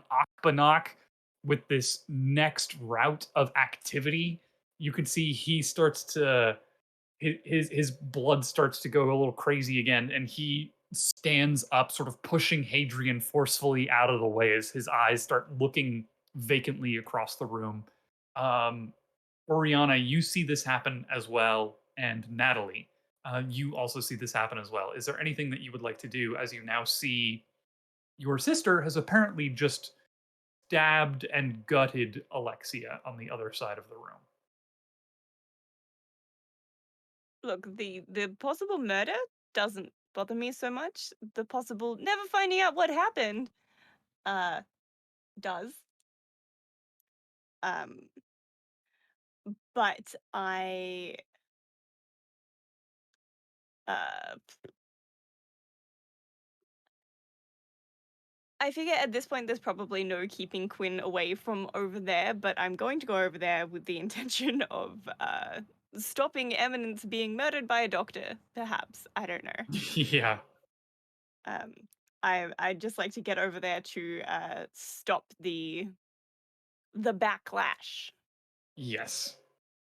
Natalie, anything you want to do? I am nothing if not consistent. I will remain because I trust them. I have no idea what's going on. I just saw Eminence stab a person, but I also saw her, like, 2 weeks ago, fucking making a carnival look fucked. Technically, she stabbed her first, so this is just in response. So I'm just gonna stick to it. Let's just point out that that's not like making a carnival look fucked to stabbing a person. Yes, but It's like, in oh, she my made a carnival look head, fucked. Of course On the she's a scale murderer. of things. I trust you. This person stabbed you, you just stabbed them in return. You didn't do that for no reason. I'm more concerned with keeping Volmbjorn alive because he knows he's going to die. And I have no comprehension of what magic is. Maybe you were doing it because you were like, oh, we kill her, it stops the magic shit. I don't know. I'm just gonna sit back and do the thing I'm told to do. That's the logic Nothing if in not Natalie's consistent. brain right now. Yeah. Yeah, Quinn immediately rushes over and just shoves you out of the way and is like, what are you doing? Paranel approaches you as well. And ma'am, I am going to need to have to ask you to put down the dagger. Ethramal is just completely surprised. Edmund, he kind of had his back to you to create the space. He kind of turns around and I hope you know what you're doing. Evelyn is trying to apply first aid. She was already trying to apply first aid just a moment ago. But it's a little bit bigger now. It is like a severe gut wound. Uh, And Alexia just immediately collapses to the ground. I'm just standing there, like staring at my hand with the knife. I didn't. I didn't. Ori, help! Yeah, in the time it takes for her to say that, you're across the room. You're there. Yeah. I'm gonna pull Eminence like behind me, or like at least to my side, so that she is closer. As you do that, Paranel, you can see that his hand like almost reflexively goes to his hip where there's like a small saber. And let's put down the knife and find out what's going on. Does that sound okay, ma'am? I didn't. Okay, just look. Can someone Yep. heal her? I didn't. Okay. And I'm just gonna drop the knife on the floor.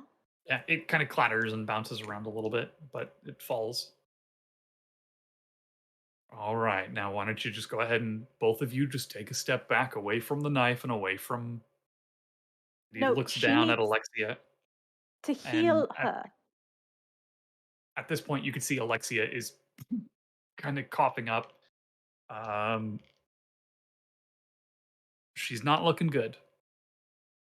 She look. I'm not in. I'm back here. Okay, I'm back here.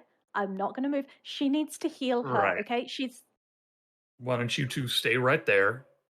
And I would politely ask you, do not cast any magic. We already have this lovely woman right here attending to first aid. And you can see Evelyn is still like already there and she's like trying to staunch the bleeding, but very clearly has like no magical healing capacities. And you see Evelyn look up at the two of you almost like in a question. Like, if you're not casting any magic and I'm doing first aid, Do we let this go? Like in that moment, she looks at you, and there's just like that questioning, like, I was there for the whole thing. What do you think happens?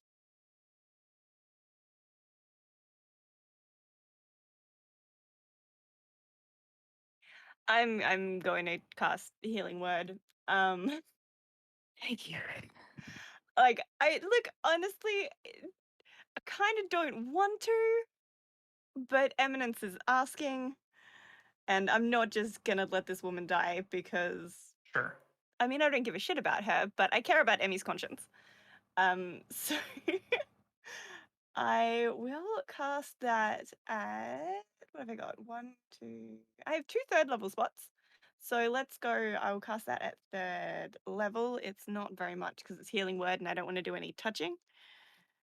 But that's 1, 2. It's gonna be 3d4.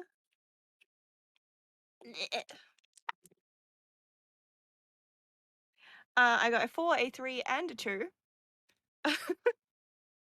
So it's 9 plus 3, which is 9, 3. Yeah, 12. 12. Yeah. Okay. You can see part of the wound sort of stitch itself close. The healing stops. Alexi lets out like this shuddering deep breath. The moment you cast the spell, Paranel draws his blade and takes an attack against you. That is a 14 to hit. No. And then for his second attack, that is a 15 to hit. Nope. Awesome. He takes these 2 attacks against you and immediately sort of puts himself in between you and her. I'm going to need to ask the 2 of you to step down right now and step away from this situation while we figure out what is going on. You've just casted magic on this individual whom you have also just stabbed. I'm going to have to ask you to step away from this situation. I didn't stab her. I didn't stab. I threatened to stab her, but she's trying to help. At this moment, Hadrian kind of you hear Hadrian next to you, Natalie, over by the door where Ak was, kind of, and as you look over to that side of the room, Ak sort of has his shoulder pressed into the wall, like just fully flexing his muscles, and just underneath his shoulder, you see Hadrian is sort of like pressed in, as Ak is just sort of tensing against the wall, sort of holding him there with his bicep. And Natalie, you recognize that this orc is in a rage. Right. I'm gonna tackle an orc. Gonna turn around to Okay. Volmbjorn and go, stay fucking here. Turn around and full speed, head down, arms out wide, ready to tackle. Yeah, bust into him. Yeah. Give me athletics or acrobatics. I definitely recognize he's in a rage though, right? Like, Yeah, this yeah, is a yeah. guy who You- acts without restraint, right? So not usually. This is first of all, this is a different way that you've seen him act before. Okay. And secondly, you grew up with orcs. Mhm. Like you recognize like, oh shit, he smells blood. Okay. This is a problem. Okay. You've also heard about people telling you like sometimes he goes in a rage. Yeah. I guess more I'm just thinking like, you know, it's not like he's just like, oh, look, the kid is secretly actually the bad guy and he's trying to help us. It's No. actually looks like he is genuinely... You're pretty sure that Akbanok has checked out for the moment. Okay. And that his physicality is gonna do some shit. Yeah, athletics or acrobatics. Athletics, absolutely. Okay. D&D Beyond, this is the last time. Oh, you are on my good terms today now. That is a 26. That is very good. Broken. Ak got a 22. Ooh. As you sprint over, you see like immediately like if you had to describe it, battle honed reflexes. Immediately, the head whips over to you. The arm raises in like a defensive stance to break your momentum. But you've seen this before. He does not have any sort of like proper posture or mounting. He's just flexing because he's big and happens to have someone pinned. I am even You immediately just happy get like, for like flavor because I've got that fucking athlete thing because I literally just love jumping. Apparently, I am a frog. oh I'll yeah, even do like a little like vault into his like chest or something with like my oh shoulder. fuck yeah. Absolutely. You fought orcs that are bigger than you that expect to be like, I am bigger, I have more muscle, therefore I win. You Mm. know how to use their weight and their center of gravity against them. So Mhm. as he like puts up the arm to stop you, you're just like, "Boom." Easy. You leap up, vault into the air, arms wide, tackle him like clothesline around the neck, and then swing your whole shoulder and torso into him, and he just topples like a tree. You immediately taking him out in this flying clothesline jump. And he crashes down to the ground next to you. Hadrian kind of catches his breath and quickly scrambles away.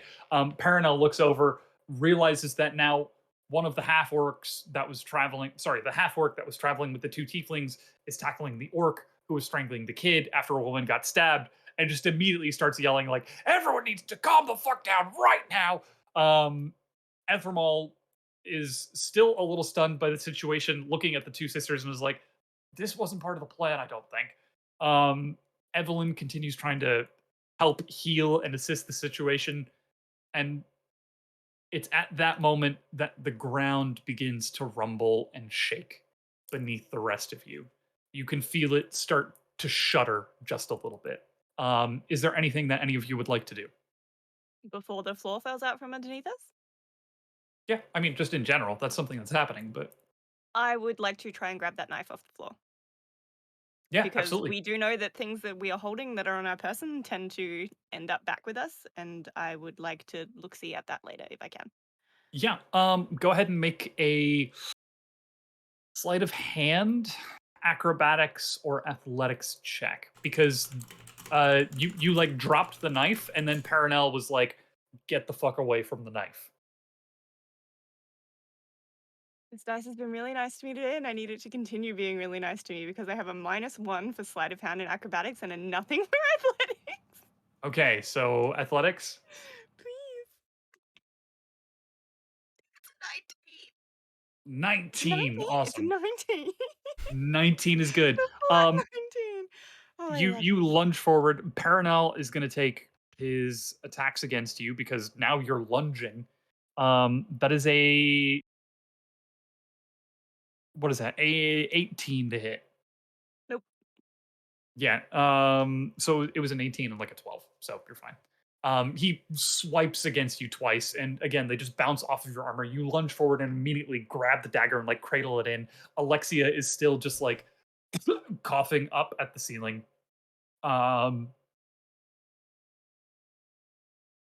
the Eminence and Natalie. Is there anything the two of you would like to do?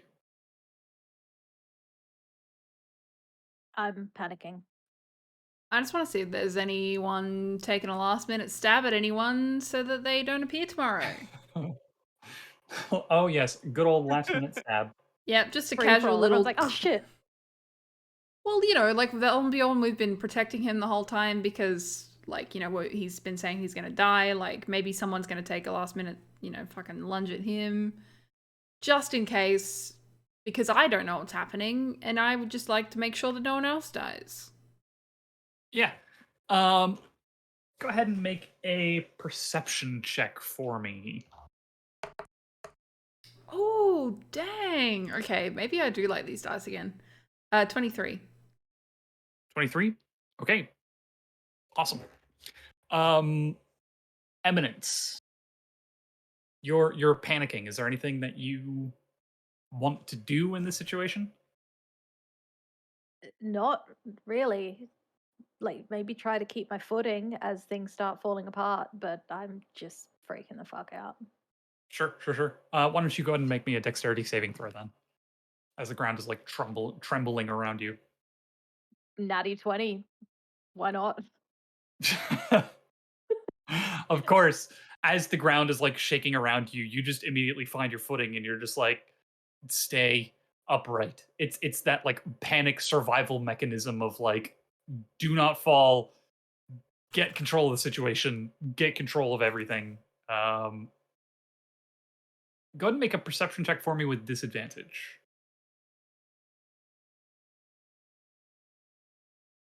It's an 18 and a 2. Why? Why? So it is a 1 on that perception check. Yes. So Natalie, as you're looking around the room, taking everything in, watching the situation, you see Alexia's hand go back to her belt as Evelyn is on top of her, holding down the compress, holding down her blood. And quick as a viper, the hand lashes up and catches Evelyn right in the neck. As the ground seems to roil and fall away from under you, this sort of red crimson light shines up as the ground erupts and the three of you lose your footing, disappearing into the frothing earth. You find yourselves dying.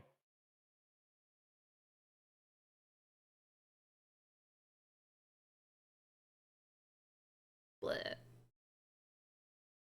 Did we Good feel like campaign. we were dying Thanks, last time? Yeah. That was a good campaign. Mm. Yeah, it's fun playing with you. Time to roll new characters. Yeah, what are we gonna do for the next one? I want to Curse of be Strahd? Duck. Yeah. Yeah. Do you have any questions about Doc? I have so many fucking questions about Duck. He Literally really the was most just important polyjuice. character. I can't talk. He's a polyjuice. Ignore. That's what happened. It was like a Hermione with the polyjuice situation. Like someone just got a duck feather in there accidentally, and Oh, feather. Wouldn't it be a human hair instead of a duck feather? so the duck was making the polyjuice potion. The duck is actually a wizard. They cast a time loop to protect themselves because they're actually a Aw. wizard. And being a dark wizard, they only live a few years. So if you create a time loop, you get to live longer. Mystery solved. See, we did it. Wholesome. You We can all did go it. home. It's at that moment that Wholesome. the three of you find yourselves back in the foyer of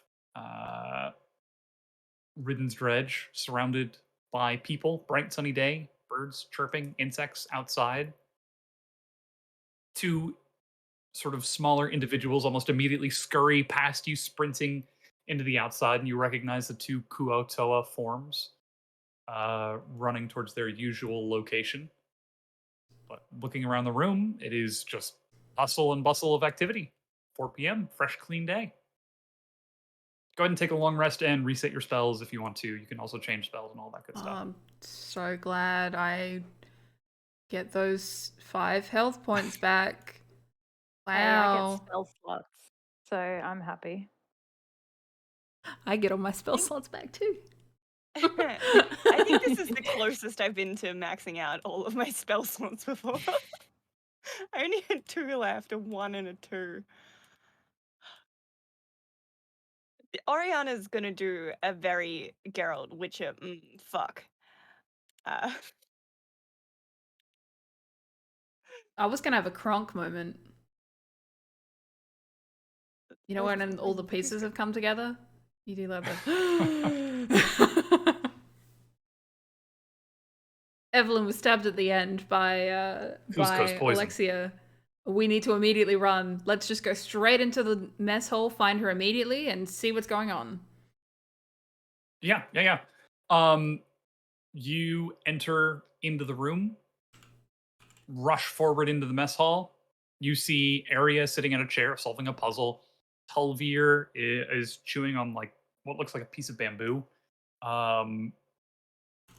You see Akbanok is sitting next to Duck and Herod, and they seem to be perfectly amicable. Von Bjorn is in the back with Quinn, sort of talking about something. You do not see Alexia. Something that you do note is that it felt like when you came back this time after dying, there was a longer period in between. Concerning. But the three of you rush into the mess hall, and you do not see Alexia. You do see Edmund and Ethermal. I don't care about them. I want to find Alexia. Yeah. Where do you want to go? We have a layout of their rooms, right? Yes, so that's the sort of like residential tunnel. The way I see it is like you walk in, there's like the sort of living area. On the opposite side of the living area is like the kitchen mess hall area. To the left is the residential tunnel. Yep. And that's where you've got the layout of all the houses. Sorry, the rooms. To the right is the administrative side where they've got all of their paperwork and desks in the medical area. Hmm. So you were at the entrance of Ridden's Dredge. You saw the two Kuotoa rush past you. You didn't see anyone else rush past you. So residential end area then. Awesome. You just walk, run with gusto. I'm sorry. I'm just plotting with everyone else. I had a very cursed idea and I can't do it now. So I've been Not banned. walk, not run. That really determined, like, almost jog. If I jogged, I think I'd Yeah. run too far ahead of everyone. As you're kind of moving with purpose, you can see Vaughn is in the kitchen. He kind of looks over and, hey, excuse me, what do you think you're doing? As the three of you quickly like walk past into the residential wing. That was Voln, he said that? Von Burn, yeah. Okay, cool. I'm just gonna keep going. Yeah, I'm still a bit in shock. So at this point, I am just going to sort of follow the other girls where they're just kind of, going with it. I'm How having a is time. Emmy's stab wound? Because I don't know if I fully healed that yesterday. Yeah, looking at Emmy, it looks like she's back at perfect physical health. Okay. Good. No scarring, You- no nothing. You did fully heal me, just Yeah. for the record. So Yeah, I did put a decent amount in there, but I wasn't sure if it was like, I don't know, some kind of fun poison knife or very serrated. So I just thought I'd check. speaking of, you've still got the knife? Do I still have the knife? Yes. That's Wonderful. handy. So the three of you, apparent strangers, walking with swiftness and purpose down the residential area, one of whom carrying a knife. I mean, I'm carrying a bunch of weapons. Is the knife still covered in blood? It is not. Okay. Slightly less threatening. If anyone stops me, I was just about to have a snack.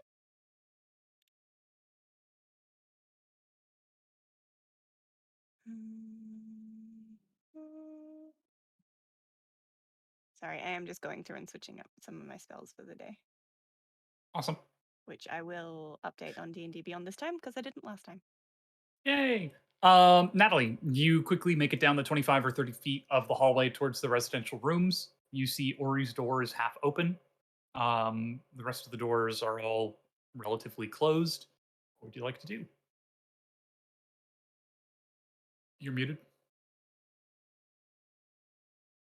I am muted, and I said that while I was still muted, so that you could definitely not hear me say, We saw I the am face, muted. the mouth movements. Yep. Yeah. I'm looking for her room / wherever she is. Like, I will look in each doorway as I go by. I don't mind. I'm just looking for wherever she is. Yeah, go ahead and make a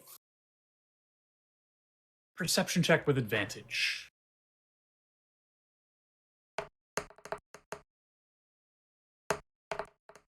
That's 2 13s, but that's still a 19 in total. 19.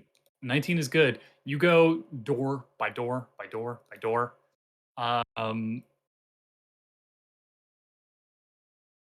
You see no sign of Alexia.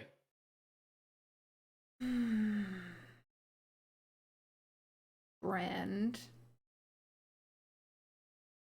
Do we know if she was somewhere else at all?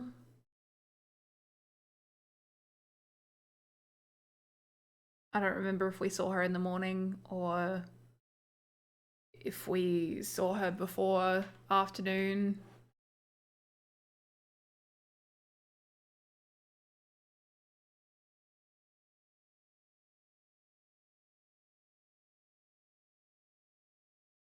Make a... If any of you want to try to think back, go ahead and make a history check for me. And this will be to try to remember where Alexia was the first 2 times you came back. I have a -1. That's a 2.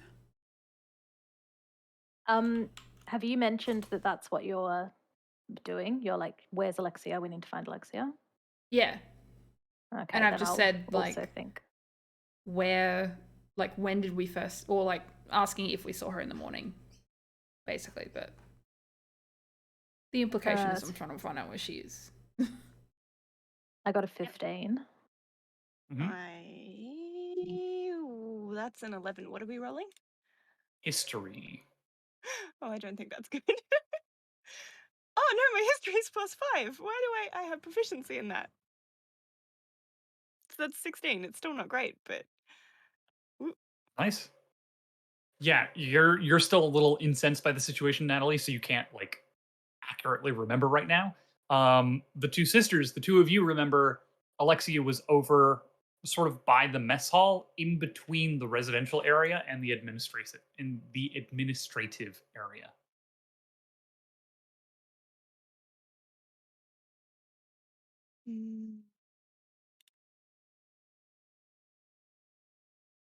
I guess that's where we're off to. Yep. Yeah, I'm just gonna follow you. As the 3 of you whirl around, you find Quinn and Volmjorn. And Quinn, excuse me, who are you 3 and what are you doing here? And why do you have a knife ready? What is going on? Honestly, dude, run a tighter ship, and I'm just gonna try and barrel past him. Oh shit! Yeah, you I'm absolutely full just like done with this shoulder check him. bullshit. Like, Yeah, absolutely. You shoulder check him. He goes into the wall. Volmbjorn is kind of next to him, like, "Hey, don't talk to us like," and you just push him out of the way. Don't talk to us like that. Stop me, You mate. just immediately get him out of the way. He's, we'll call the sheriff. Paranel isn't that far away. Sheriff, Go he starts for it. He hollering should him be all. here too. He's also Yeah, very ineffective against me specifically. I already know that, so I don't give a shit. It's not. I Yeah, want yeah, to yeah. point out it's not to intentionally, like, you know, undermine their authority. It is just that they don't know shit. We know stuff. Get out of the way. I like how so far you've been playing this run of Mass Effect like not Paragon. This is Yeah, this is full the Renegade. load where it's just like, I want to make everyone cry. I am going to punch that reporter in the face 7 times in a row before I move on. It's the only renegade option I ever did. Yeah. So I personally don't think that should count as a renegade option. Right? no, the renegade option should just be the normal thing punching. to The paragon option is slapping. That's Just okay. open hand. Yeah. Yeah, you immediately storm past. You see you enter back into the main area. You see Paranel is stepping forward from the entrance like, "Vaughn, is everything all right? Excuse me, what is going on?" And Vaughn from behind is like, "These 3 are blah, blah, blah," just like kicking up a fuss. So you're sort of back in the mess hall area. There is a tunnel in front of you continuing on to the administrative wing, and there is to the right of you the foyer lobby main area that also leads outside. I mean, I'm heading for the admin area, but also if I don't find her, I will just keep continuing through. So I'm happy for you to make me roll a bunch of times if you want. Because I am a powerhouse. I am ready to just keep going. If you're going to go through the admin wing, go ahead and make me a perception check with advantage. Sure. You just keep walking past. Yeah. Paranel behind you. You can hear the conversation coming out from like the main area of like these three people walked in. They've got a knife. They're intimidating. They shoved past yada yada blah blah. They're yeah. The fact that we haven't been stopped is a little bit concerning, but that's fine. It's a 19. 19. You get about 5 or 10 feet down the hallway before you see disturbances, scuff marks in the ground beneath you, as if someone ran at speed down this hallway. I'm gonna run at speed through then. I'm just gonna Yeah, be like, you- I'm speeding up to the guys I'm with. What about the sisters? What are the two of you doing? Are you still following Natalie? I'm definitely not going to be running with a knife. But We're all about knife safety this episode, which is really unusual for us. Only 2 people got, no, sorry, 3 people got stabbed. My bad. I know Natalie well enough to know when she is on a warpath, and I'm just going to follow her because she's locked in. Yep. she's made a decision. We're going for it. Yeah. I do want to look. You said there was a symbol or something on the knife that nobody's really like looked at yet. Yeah. So as you're walking, you kind of look at the hilt. There is sort of just like a rough swirl in the wood that is distinctive. Like this handle was carved over a wood, like a knot in the wood, so it's just got a distinctive pattern to it. Oh, okay. It's not like a skull and crossbones or anything. It's just Okay. this- I was wondering if maybe it was that weird symbol that we keep seeing carved everywhere that Aery kept doing. it is But not. this is also okay. At least I have looked. I have taken 0 fucking notes today. I need to write that down. Yeah, so you're right. I I- just I watched would- your brain shut down. Yeah, it turned off completely. I was like, I have a thought. Oh, I don't know what it is. I would like to put the knife away because if we are going to find oh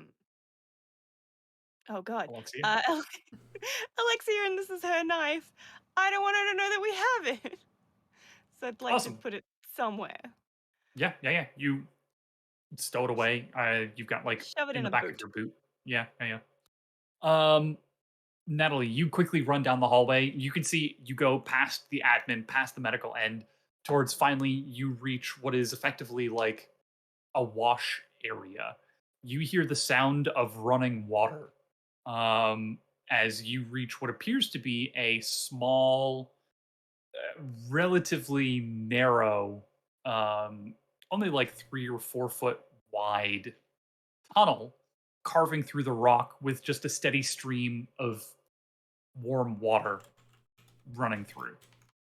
The footsteps go straight up to the water and stop.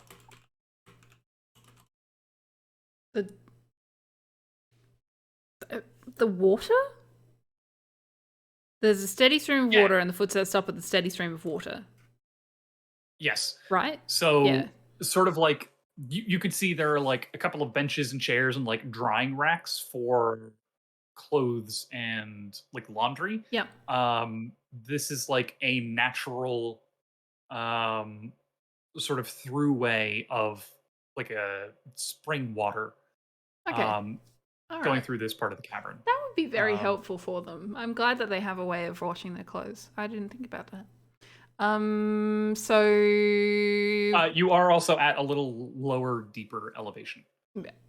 You did kind of steadily descend to hit this, but yes. Left, right, stream of water. Anything either way? The tunnel has kind of curved a little bit, or are you asking for like cardinal directions, or do you just want like left or right? Because the water's coming from your right and going to your left. So if someone jumped in there, I want to know if I can hear/see anything that suggests which direction they went. Make a perception check. I'm gonna get baited by bloody duck, aren't I? If this is a place with water, there is no way in hell duck is not here. You saw duck in the lobby. Okay. Okay. You're getting ahead Okay. of everyone's timeline. This loop because you're moving That with is the speed and purpose. third 13. Nice. 13's a lucky number. No, fourth. I think that's actually the fourth. With advantage last time, I rolled 2 13s. Then I rolled a 13 with the last one, and then I rolled a 13 now.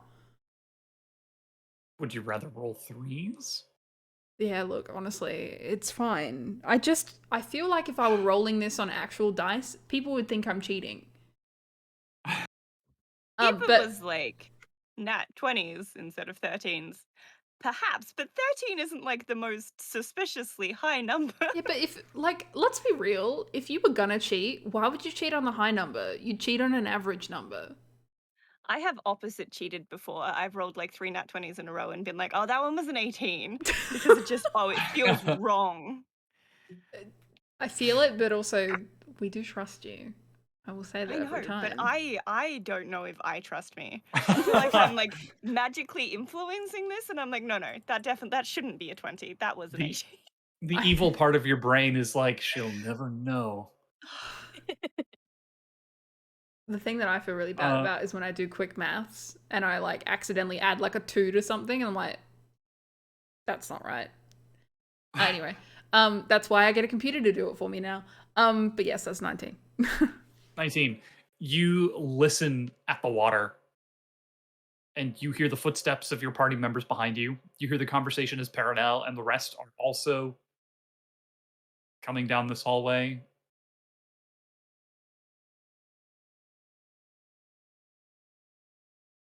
And then you hear a splash of water coming from your left down the tunnel. All right, I'm gonna go straight in there then. All right.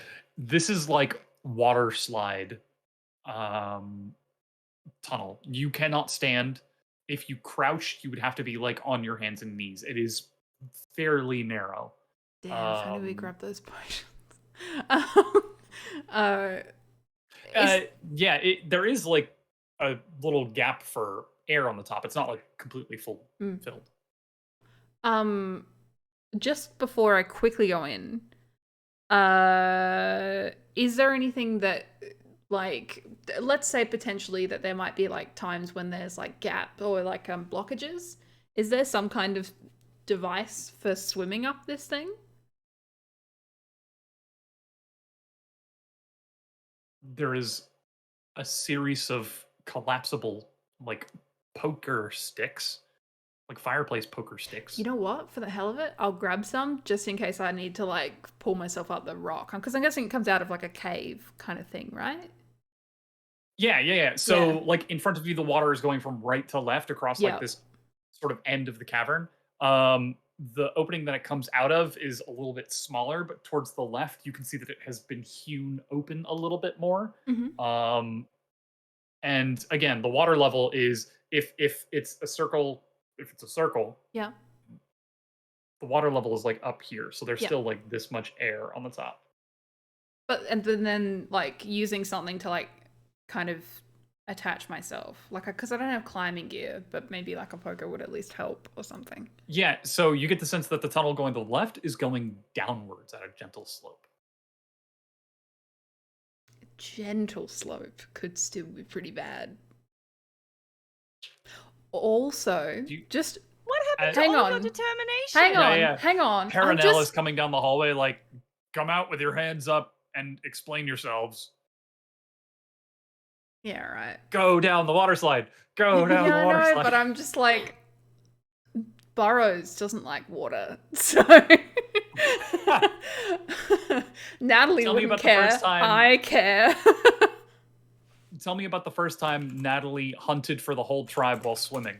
Oh, she would have gone straight in and fucking half drowned. Like, awesome. So what's Natalie doing in this situation with a tiny stream? I would imagine that she would be like, it is literally either this or dealing with another time loop today. I'm going to jump in. Yeah. Awesome. Feet first, head first. Oh, feet first, for sure. Oh, okay. Yeah. It's not like a super this isn't like rapids. It's a gentle flow of water. You get the sense that it has been deliberately widened in this area to slow the stream, Yeah. so that people washing their underwear don't lose their underwear. That would suck. Yeah, and the sisters, the two of you watch as Natalie just jumps into the water feet first and starts shooting down the water slide. I'm gonna kind of turn to Oriana, just kind of give her a very pointed like look, glance up and down at all of her armor. Shall we find an alternate route?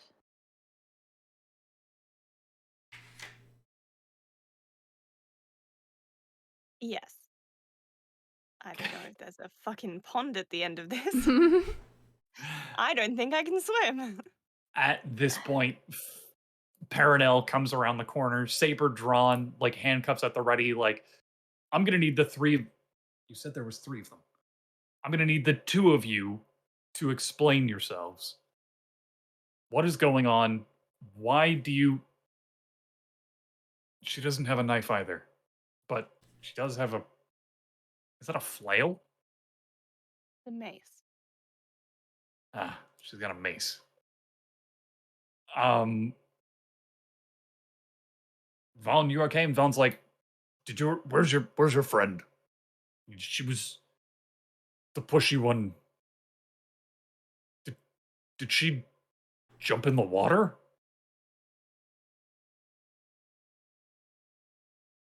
What's going on? To gaslight or not to gaslight? I know, I was just thinking the same. Gaslight, gatekeep, girl boss. No, she didn't jump in the water. We didn't have a knife. What are you talking about? Quinn kind of, I didn't see a knife, but there were three of you. Did she go in one of these other rooms? I'm sorry, who are you talking about? There's only ever been two of us. Also, who are you? Make a persuasion check. Vaughn, like, no, there was definitely three of them. I know the half orc pushed me out of the way. That's a 19 with a +8. Oh my god. Yes.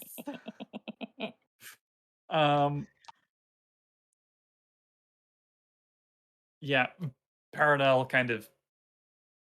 I'm sorry. Are you two lost? Is that what's going on? Wait, did you say half orc? Because Orc is a full orc. How? I'm sorry, who are you? Quinn and Vaughn kind of look surprised. How do you know Akbanok? What? Like, you're just watching their minds, just like. Phew. Are you? I'm so sorry. Are you a resident? Do you need me to help you get back to your room? Vaughn is like, I'm a physician, and we're gonna go ahead and cut away from that. Natalie, you heard splashing coming down the tunnel in front of you. You are going down this water slide. You are larger than the halfling Alexia. By a moderate size. Very quickly, the sort of light that was coming from Ridden's dredge fades away into darkness. And as you sort of glance up, you can see that singular like opening of light slowly dwindle and get smaller and smaller as you ride this slip and slide throughout the tunnels underneath in front of you. Could make an athletics or acrobatics check for me. Sure. Sorry, I'm just sassing Mel. Why are you why sassy? I will explain to you everything once we are done with the scene. Okay. Ooh, D&D Beyond is being nice to me again. That's a natural 17, which makes it a 25? 25. Nice. Yeah, absolutely. With a 25, you you're able to sort of like pull your arms in over across your chest. You cross your legs, and you're just like in for the ride. You let the current just take you, and you feel places where the tunnel kind of narrows and the water speeds up, and you pick up speed. The air sort of whipping past you. You find a couple of places where the water kind of the tunnel widens and it slows down as you kind of get an opportunity to relax and catch your breath. Finally, however, the slide opens up and widens in front of you into sort of like a small natural pool, maybe 10 feet wide by 10 feet across, relatively placid on the surface. Um, and there is light coming from above you and to the left as you see there is almost like this soft phosphorescent algae on the ceiling here in front of you. In front of the pool, there are many other smaller tunnels that seem to separate into different directions, and you get the sense that this is like the terminus. This is the end of this particular route. Immediately at a glance, without a perception check, you can see wet markings on the stone to the left of you, climbing up that tunnel to your upper left. Yep. Done. That's Yeah, made my immediately. next decision very easy. You've got athlete, right? That means you get I don't your think it does climb much for speed is your normal climbing. speed. Oh, yes, that's correct. Yeah, climbing doesn't cost you extra movement. Awesome. Yeah. Do you want to go ahead and make an athletics check for me just for shits and gigs? Shits and gigs. It's going to be a 3 this time, Yeah. I betcha. That's a 19 with a +8, so that's 27. Yeah, you are on a mission, and Beyond is being so nice. you immediately are able to like assess like, okay, she went up this tunnel and then it branches to the left and then it's going over to the right, and within like 2 or 3 branches you actually recognize the path of branching tunnels that you're on. This is familiar to you. You are underneath the spore walls. And as you climb up past the third junction, you see the sort of like large central sort of vent, and you recognize that this is the vent where the steam, the sulfur vents out. However, just up ahead, you do hear the sound of feet and hands scrambling on the rock. Your climbing speed is more than sufficient to catch up. Do you want to keep going? Oh yeah, absolutely. Yeah. Okay. Great. Nothing I about was this just giving said you a chance stop. because like this is the sulfur vent. This is the one that Fuck me up. I'm chasing. I'm Yeah. tunnel vision. I'm good. Absolutely. Yeah, you immediately pull back into this main vent in front of you. Looking up about 20 feet, you can see sort of like the chimney opening, and above the bioluminescent ceiling of the spore walls. Just sort of cresting over the edge above you right now, you see Alexia. She's got one hand up over the side trying to pull herself up. The other hand you see is reaching just underneath the vent into a small cavern about this big, and she seems to be like digging around for it in something. And as you sort of come around the corner, you can see she looks at you, and there's like a look of surprise and distinctly recognition. Let's go ahead and hop into initiative for this here. Sure. Can I just say something sassy first? Because I really want to. Always. Okay. I want to give her a big toothy grin in a very, very imposing kind of way and just be like, we haven't officially met yet, but we will very soon. Very intimidating. Ooh, I like it. That's an 18. This is all like, this is like the point in the movie where everything goes really, really well and something is going to crash really badly because that was a good roll again. Which makes it 20.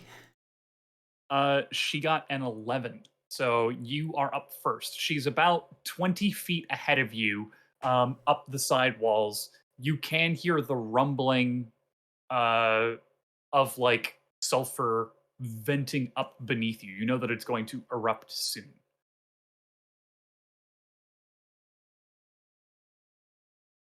What do you want to do? How much health do I think she has? She gutted herself and didn't immediately die. All right. Then if she's 20 feet ahead of me, I want to try to... Because she's at the top of the vent, right? And that's 20 Yes, feet she's above me halfway currently. pulled herself up. Yeah. She would need like, well, it would be 5, but it's doubled because of climbing. So she would need 10 feet of movement to finish pulling herself up. But she very distinctly is like reaching for something in a tunnel just below the lip of the vent. I don't know if this is possible because technically we've entered initiative. I would essentially like, as a form of intimidation, to get up out of the vent or even stay in the vent. I don't know. I'm not that fussy. Sure. Hold her and tell her, you need to tell us everything that's going on, and hold her head in that vent. So half of her body is still in the vent. Like the only thing that's out of the vent is like one shoulder and her head, basically. Like I will like pull her down if I need to. I can even stay in the vent. That's fine. Yeah, so do you want to go up past her or like stay under her and like hold her there? I think go up past her I would prefer, but it's entirely what I'm capable of doing in this moment. Absolutely. You, again, with your athlete feet, you like do that speed climber bullshit where you're just like, and immediately you leap out over the top, fully on top of her. There's like a look of alarm as she tries to react in time, but both of her hands are occupied. One hand holding herself onto the ground, the other hand sort of reaching for something. You're up just above her. If you're going to try to physically force her into the vent, that'll be a grapple check. Okay. So we'll do grapple. I mean, I have to eventually do that anyway, so that's fine. Yep. Is that straight strength? I'm pretty sure. For you, it is athletics. For her, she gets to choose athletics acrobatics. Okay. Actually, that would be with disadvantage. Okay. Yeah. It's okay. So she got a 7. I got 22. Yeah, easily. Describe to me how you intimidate this halfling woman. So I would like to climb out of the vent beside her, like without any effort, barely even sweating, look her directly in the face, still that smile on my face, and just like kind of pick her up the like part at the front and kind of just poise her so that I'm pushing directly down on her, my arm clearly in the vent, and tell her, tell me what we need to know about this time loop and what you're doing running around killing people, and I won't let you die in this vent. Yeah, go ahead and roll an intimidation check with advantage. I'm probably going to need it. I don't have a great intimidation roll. That was mean. Hang on. I need to do the second one. That was also mean. That's 2 rolls, 14s. So like total 14s. Total of 14. Yeah, you see she like looks at alarm at your the fact that you just like physically athletically pulled yourself out faster than her, even though she was basically already at the top, and now you're like holding her in the way as the vent is beginning to rumble with superheated sulfur. Anything else? I mean, I think that's all I can actually physically do. Okay. Because, like, initiative-wise, because that would be an action, movement, and I have a bonus action, but what am I going to do? Rage? Like... Yeah. Okay, yeah. You like hold her into the vent. It's kind of rumbling beneath her. It's just a moment from erupting. And she looks at you and just says, I don't know who you are, but this doesn't concern you. And with her other hand reaching for something, she quickly withdraws it out from the opening, and you see what looks like a dagger. Um, but it is twisted, curling in this weird way. The metal almost a sinuous blend into an inlay in the pommel of a material that you recognize. Is that the gem that we've all been looking for? It is not. No. It is of a dark stone material. She is Stones. going to take an attack against you. I mean, technically, couldn't that be the rock we're looking for? Sorry, I was being silly. Maybe. That is a 21 to hit. 21 does hit. I don't have very good AC. Yes. That is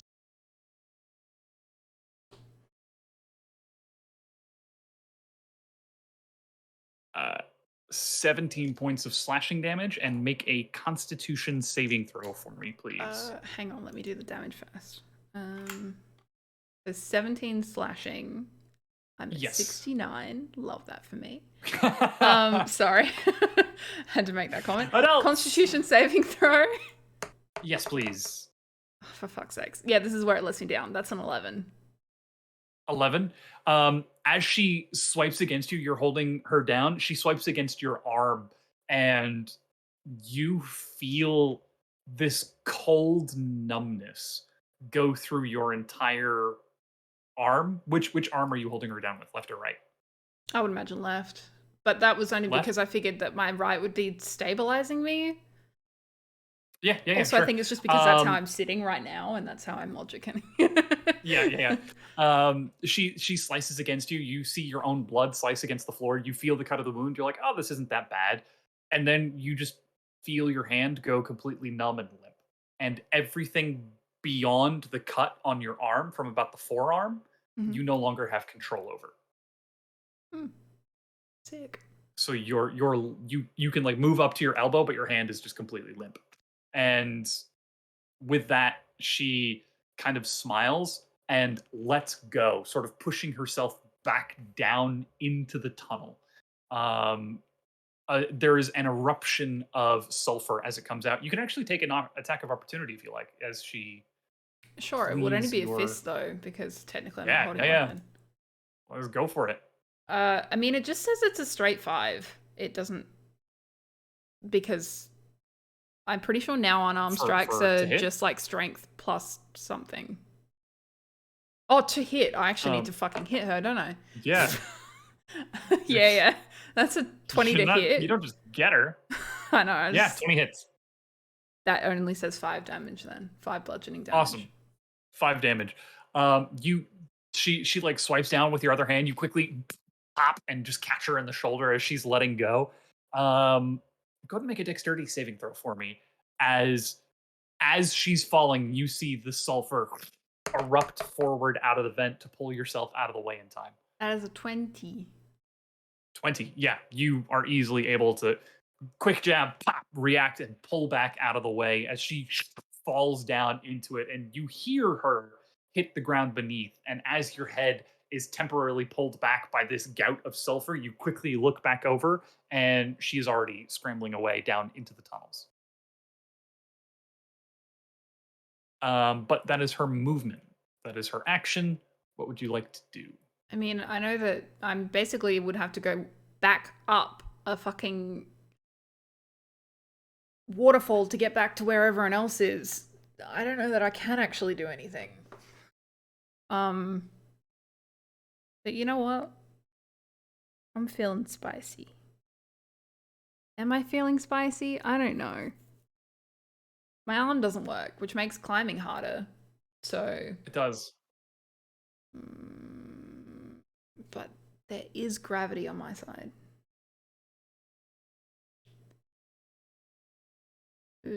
Okay, where did I see her go? As in, I had a rough idea of where the vents go from this part in the spore wall. Yes. Do I know so you where she went? Had you had a map. Mm-hmm. And the map was sort of a rough drawing of the like massive large underground cavern below where it ended up into like a network where there was a path basically plotted back up Yeah. into the spore walls. Um, you do know that these vents kind of run all over. Um, they can get just about anywhere. They can get to the GPS. They can get to the um, like the central pot. They can go all the way up to the Thibalis Springs north of town. However, it's nowhere near as like straightforward or direct as the path like down and up. I'm just checking something. Yeah. Just one thing. Only Mhm. because just in case it helps, it might not. Just one thing. Are you tracking? It's my Outlander feat. I can't find where that is. yeah. It's not a feat, sorry. It's my background.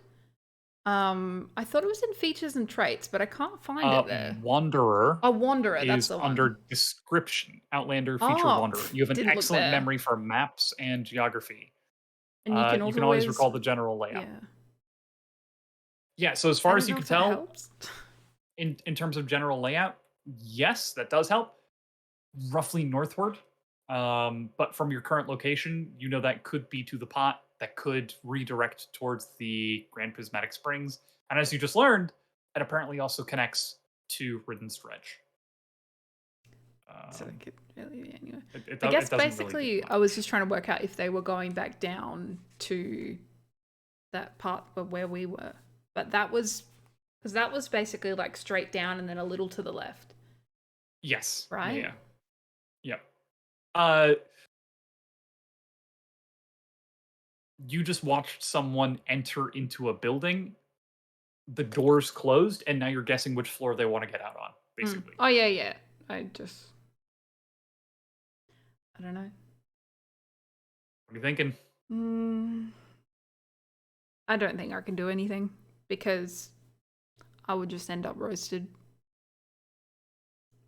Don't think I'd be very happy about it. Are the fish around?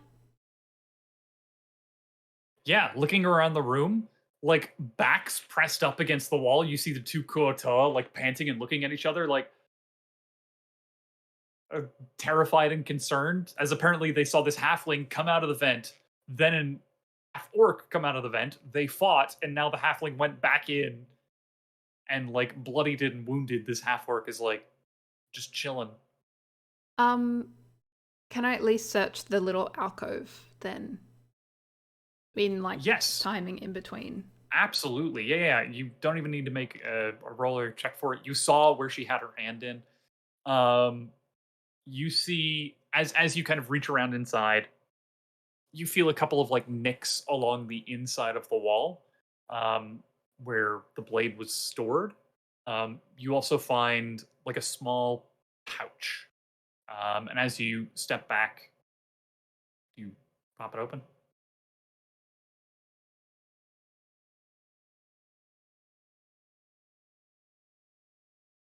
Yeah. You think about it for a moment and pop it open inside. You find a right of citizenship from the city-state of Ulsan. Why is it always fucking Sort of Ulsan? just this very small card. You find 5 platinum coins, each wrapped with leather in between them, so as not to make noise or jingle or anything. And you find a small locket. Is it like a picture locket? As you open up the inside, there is no picture inside of it. It appears to be empty. Oh. That's kind of boring. But it would be small. It would be tiny at best. I'm guessing you mean like one of those like the Hang yeah. Though I guess it could just be a regular one. That's a good question. Does halfling jewelry cost less because it uses less material? Or do halflings No, all just though. wear really, really large? Yeah, exactly. But things with jewelry aren't based on their size. They're based on the things that you put in them, right? Workmanship. Yeah. Like, the amount of diamonds you use or whatever. Also, clothes aren't different prices when they're different sizes. But I guess it's jewelry and it's very more expensive. I don't know. That's a very good question. Anyways, yeah, neither here nor there. But I can't chase after her, so I guess I'll cry. I'll obviously take the stuff that was in there. So there was the bag that had the 3 things in it. Mm-hmm. Just off the top of my head, is there any like maker's mark on the locket? I don't think so. I think that it's like sort of roughly an oval. Again, very small. Yeah. Yeah, not a lot of like filigree. There's just like a super small clasp on the side to hold it closed. In essence, nothing important to me, basically. It doesn't give you any clues as to the identity, background, or history of this individual, other than the fact that they have a locket. Excellent. But yes, there was the bag. And was there other things in there as well? No, it was just those 3. Okay, cool. Actually in the whole bit. No, yeah, inside you get the sense like there was the dagger and then there was like the pouch. And which is probably personal effects. Rip them, I guess. They hurt my hand, so screw them. If the fish are still scared, can I find where their food is and give them their food? Yeah. Make a history check with advantage. I love this. They're really scared of me. I don't want them to be scared. I'm not that scary, I promise. I don't know that I should do history. It's a natural 20 and I have a -1. Oh my god, amazing. Of course, this is the nat 20. Dice really wanted that. Yeah, I know. The one time the dice have let me down in the last like 10 minutes is just when my hand goes stunned or whatever.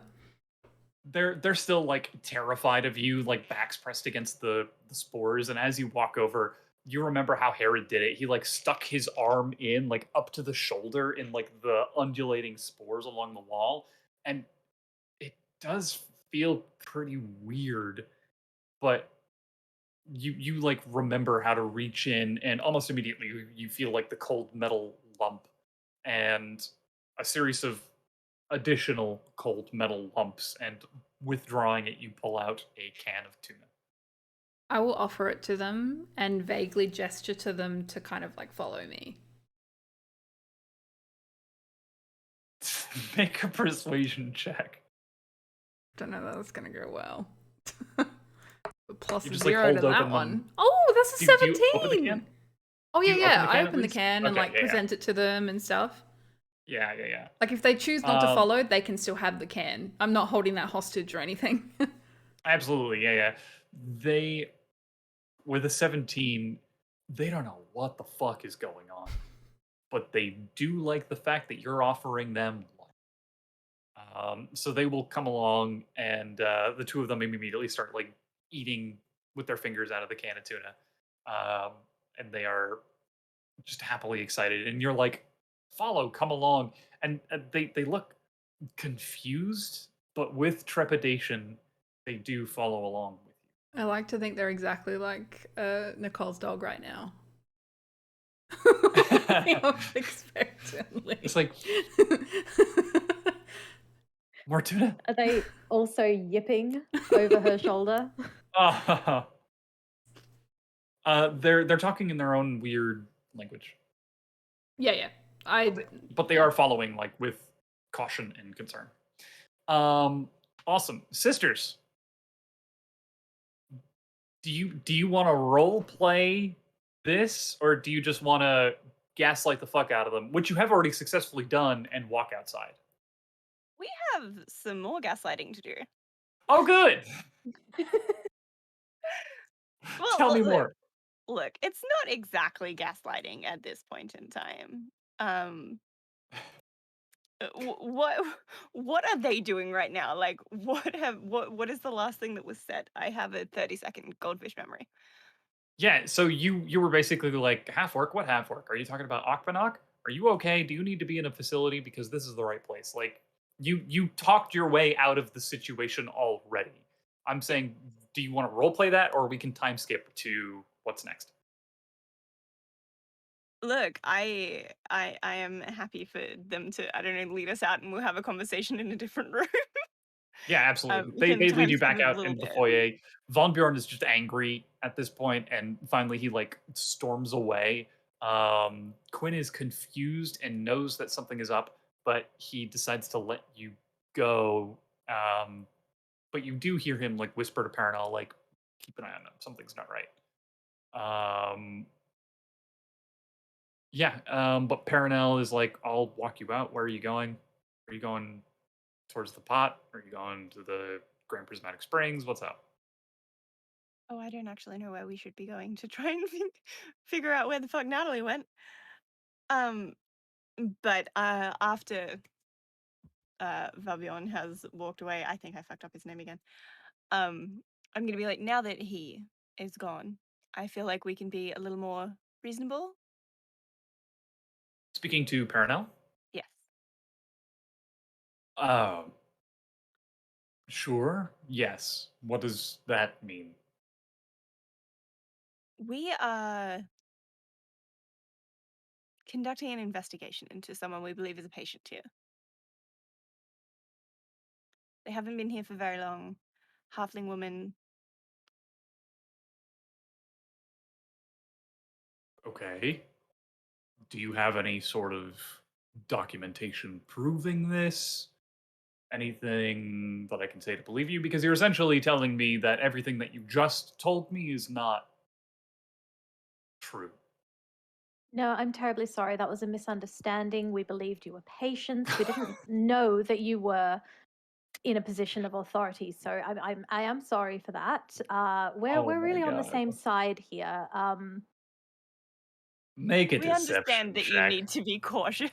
Oh my god. I'm so sorry about my dog. We That can't is actually, it's not coming We through. we oh haven't heard good. anything. She is so high pitched that the mic doesn't pick her up. That's fabulous for you guys, not so much for me. That is a 15 on the deception check. 15? Do I also have to be deceiving? You didn't say anything, technically. Um, he got a 14 on his insight. It's like cake, boss. I've never been so excited. Oh god, D&D, where we get therapy and practice gaslighting. Um, I, look, you've got armor, you've got weapons. I will just have to take your word for it. Who are you investigating? What have you found? Share this information with me. He kind of frowns for a moment. I was trying to find everyone, but everyone's here. So what's going on?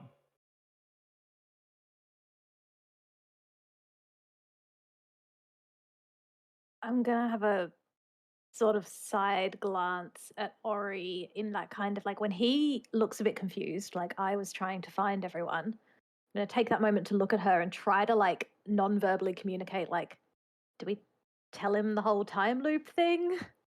Yeah, is he confused because he maybe still knows about the time loop? I was having the same fucking thought. Um, Um, he doesn't appear to be outwardly knowledgeable. So from what you've seen, the four of you and Thrinarv, when you arrive, you immediately know you are in a time loop. You get the sense that from what Valm told you yesterday, he also immediately knew, but he had trouble like piecing everything together. Which is why he took a little longer to be like, wait, those three are new people. Those three people are new. Maybe they could help. yeah. This isn't like I have more information and I'm piecing it together. This is like my memory is weird sort of look. I will share the things that I know about Alexia. Uh, how do they know that her name is Alexia? Just out of curiosity, because I remember we looked at the notes. She doesn't speak. Did she have documentation on her that said her name was Alexia, or did they just name her Alexia? Are you asking Paranel this? No, I am asking the DM. We don't Um, know. Alexia, I forget how. So Alexia arrived on her own. No one arrived with her. This was when Yes. you were talking to Quinn on the first day, going through like all the notes and whatnot. Um, I don't think that's something that he brought up. That's not helpful. Because if I say that her name is Alexia and that's the name that they fucking gave her,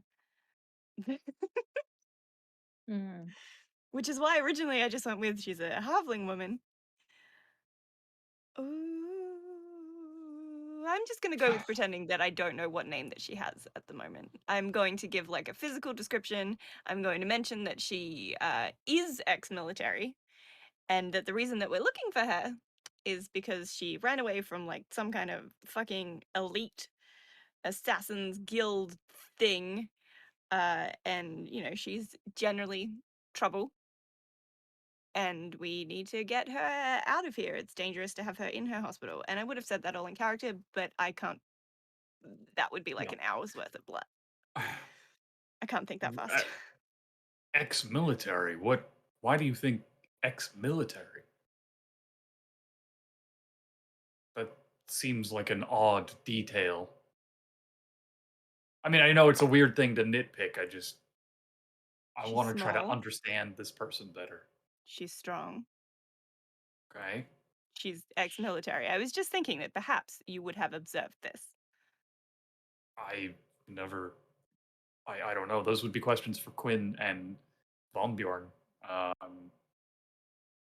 They would probably know her best, or maybe Hadrian.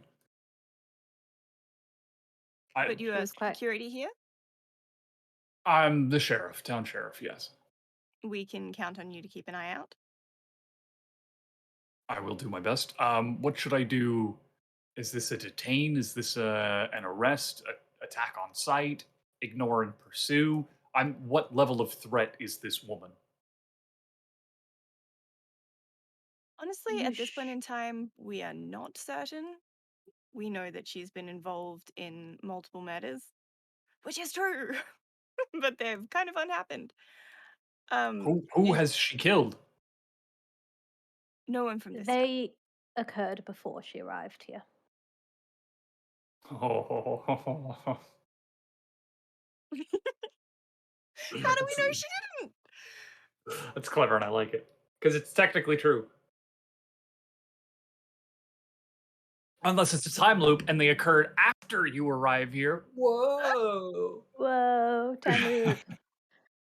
Um, I think you should attempt to detain her if you feel capable of it. If you feel that she is, I would not attempt to detain her alone. She's incredibly dangerous. Um, I saw Thrinarv had a hand axe. Do you reckon Thrinarv and I could handle this? Have you seen her in action? Is this something you think Thrinarv and I could take care of? I don't know who Thornov is.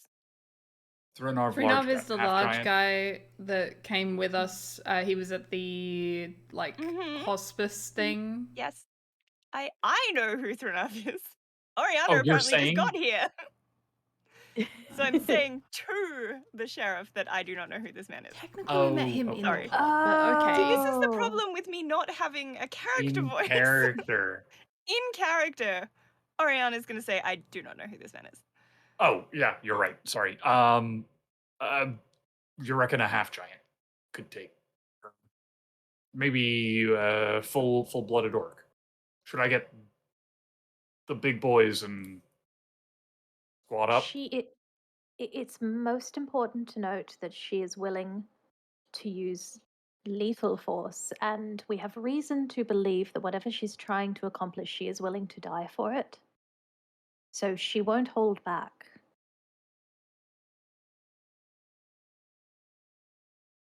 Well, that's a problem. And it is vitally important that we are able to question her.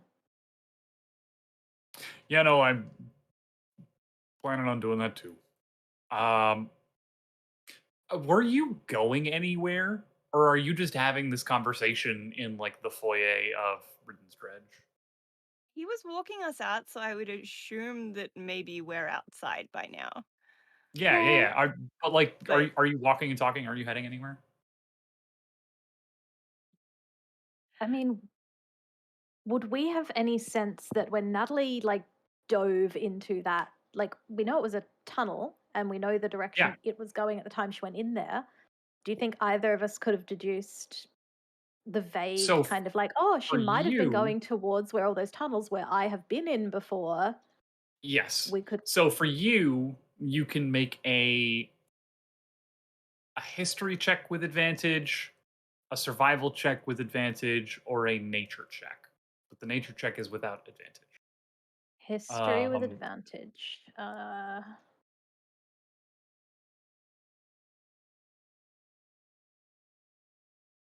18. 18. So that particular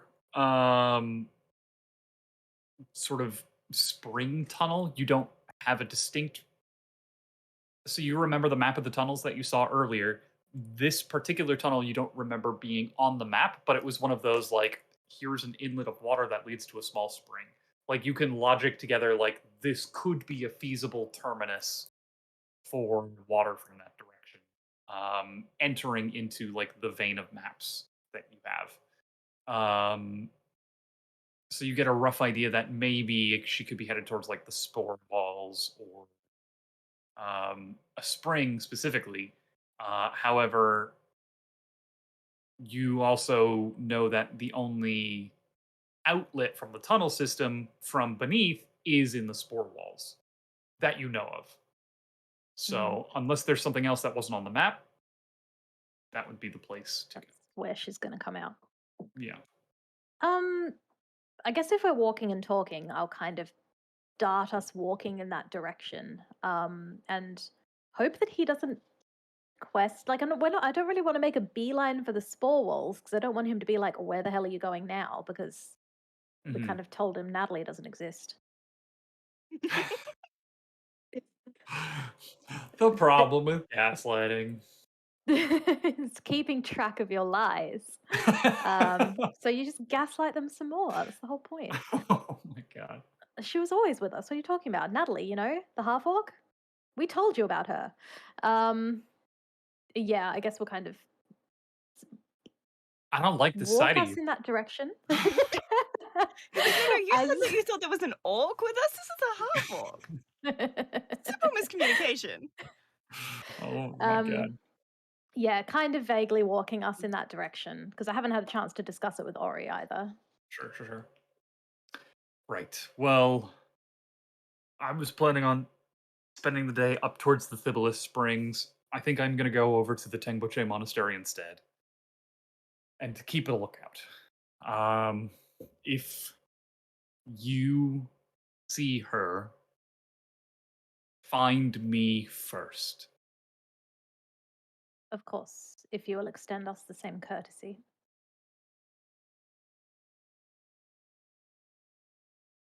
Are you a sheriff? We work for an organization that, look, I'll have my people talk to your people, but it's going to take some time. You have people? You don't? You know what? Fine, fine. I will do my best to let you know if I find her and detain her.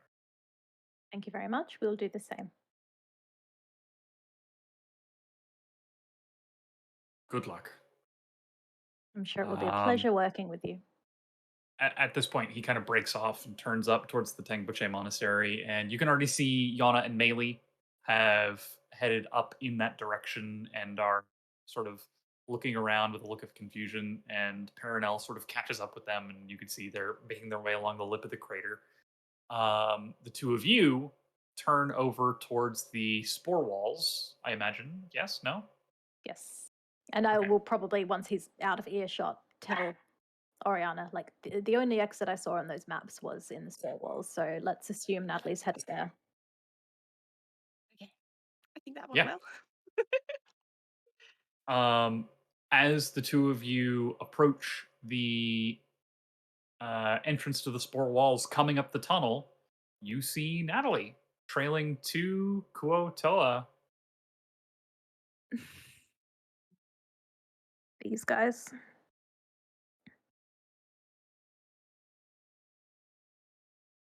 The two of them kind of hang back a little bit, seeing the two tiefling sisters, and kind of look on in confusion as you approach them, Natalie. When we get a bit closer, I will turn to them and see them look a bit scared and be like,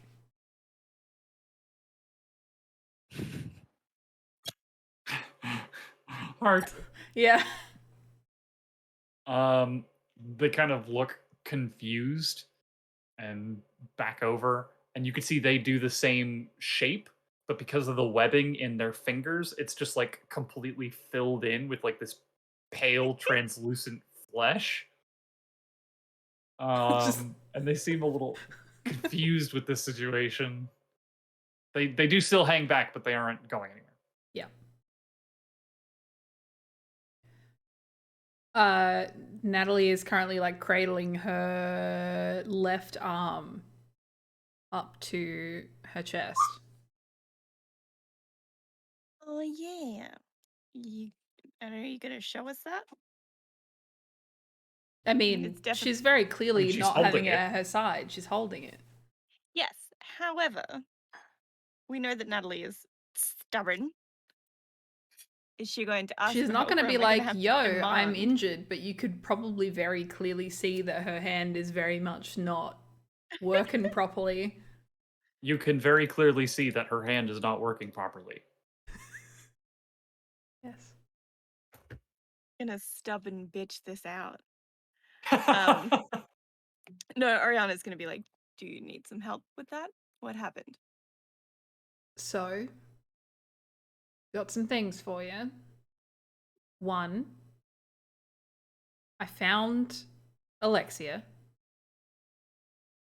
She came up through the tunnels into the spore wall. And I'm imagining I'm explaining this as we're walking. Like, not just Where staying in to? one place. I'm guessing we head back to...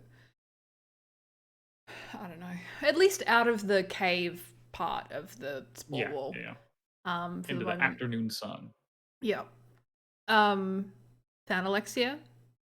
She was at the top of the spore wall. Followed her all the way through the passages underneath. She reached up for a blade that she had hidden in the top of the fucking whatever it's called, opening. That's it. And that blade was rough looking and had a small piece of that fucking space rock. And when it hit my arm, and like I'm holding it up like this, it just no longer works anymore. That was from one hit.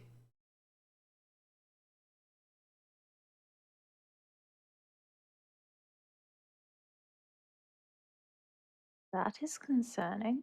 I also found this, and I'll hand over the bag with the coins, the citizenship form, and the locket, and mention that this is the third time Olsen has popped up in any kind of suspicious way. We had the winged people in Valater. We had the maps of Olsen that appeared in the caverns. While that could just be happenstance, seems a bit weird. And now her. Citizenship. Who runs around with citizenship? Like, what? Anyway,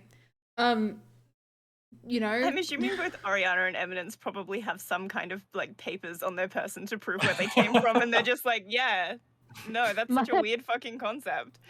And they just say we're princesses, we can do what we want.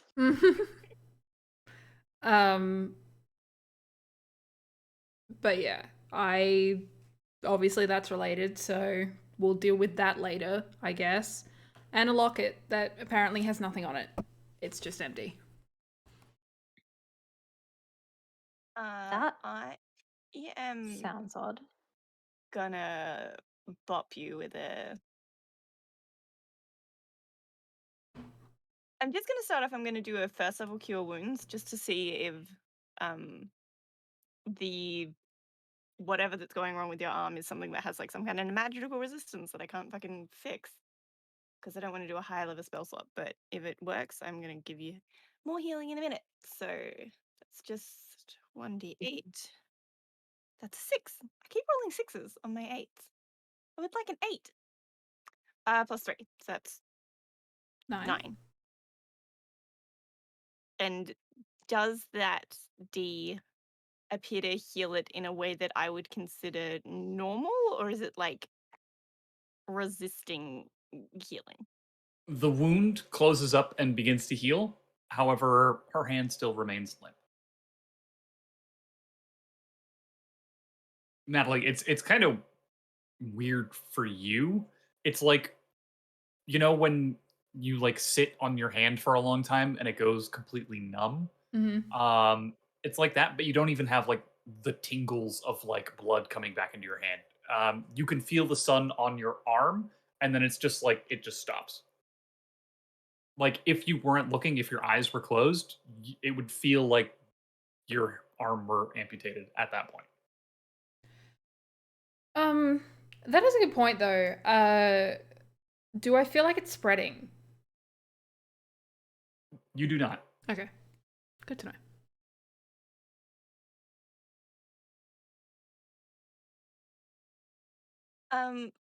Look, I am going to ritual cast Detect Magic because I want to look at the items that Alexia had, but I'm also going to see if there's. I mean, first, I'm going to see if there's any magic on Natalie's arm. That is the more important thing.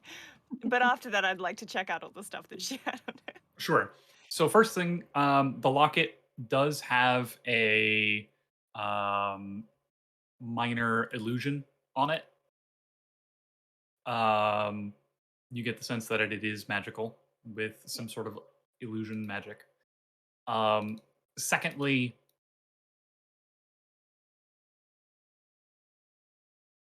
as you look at Natalie's hand with detect magic on, it's like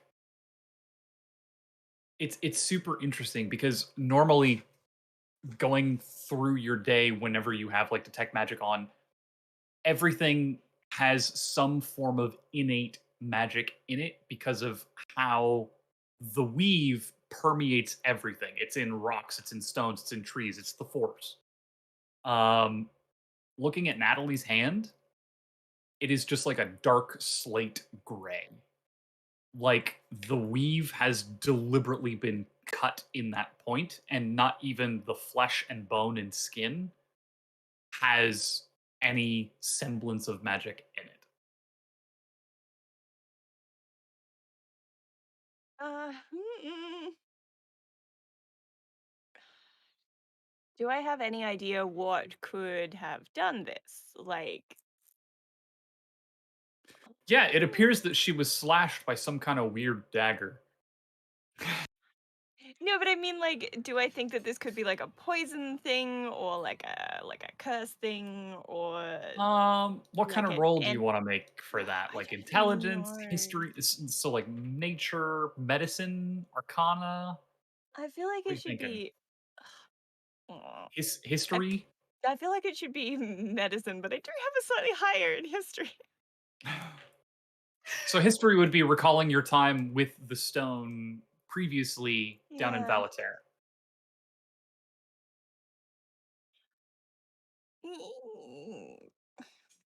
No, I don't think because we read through the books, but I don't think there would possibly be anything in there that history would help. So I think I'm gonna have to go with medicine, even though that's not quite so good. Yeah, let's fucking medicine check this bitch. Bitch. That's 9 plus 3. 9 plus 3. 12? Yeah, you can't really get too much with that. It's it's like the weave, the life in her arm has been nicked, has been cut. Um, Mm,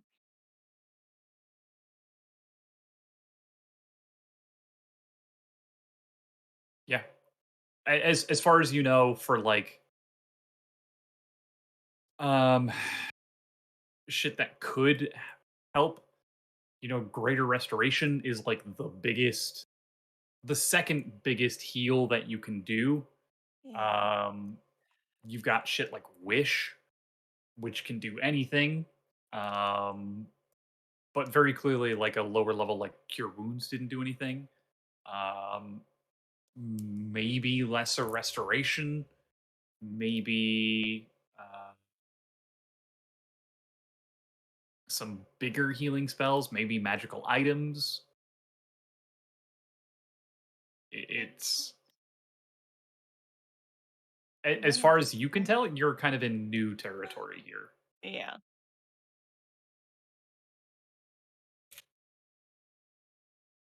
Well, I didn't prep Greater Restoration today. I unprepped Remove Curse. Um, I will insist that we stop looking at my hand though, and kind of continue with the. She went back into the caves and headed north, which could be literally anywhere. Those cave systems go to the pot, to all sorts of different places. That said, as far as you know, the only like non-underwater outlet is the spore walls. There are other outlets that lead to like the pot and the Grand Prismatic Spring, but those let out underwater in scalding hot water as well. Grand. Eminence, feel like going down there? No, actually, I changed my mind. I don't want you to do that. Did we? So that implies that the only way for her to get out, if the maps are correct, is to come up through the spore walls. I mean, she could hide out down there, but what if we just kind of staked out? I mean, she could Maybe we hide put out a there for God knows how long. big fucking metal grate over there so that she can't get out and gets cooked alive. She could just risk Although I swimming. suppose we don't get answers that way. She's also incredibly determined to kill a person a day. Maybe it's best if we head back to defend the remaining people and kind of hope that she shows up again.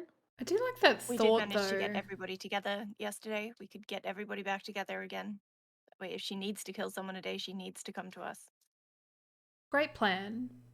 But also, returning back to that covering thing, there are no people under there, and she has to risk going up underwater. If we cover that, at least if she is stuck down there and she's in a nice little hidey hole, then she can't get. She either has to risk going up through the water or be stuck under there and can't ultimately achieve her goal. So either she All of hurts this herself is or gets someone. presuming there's no other exit. I mean, in all likelihood, it comes out somewhere else as well. She seems to know the area a lot better than we do. But if we're not going to stay here, there's no point in leaving a door open. True. Yeah, we may as well take the time to look for a way to plug up the hole.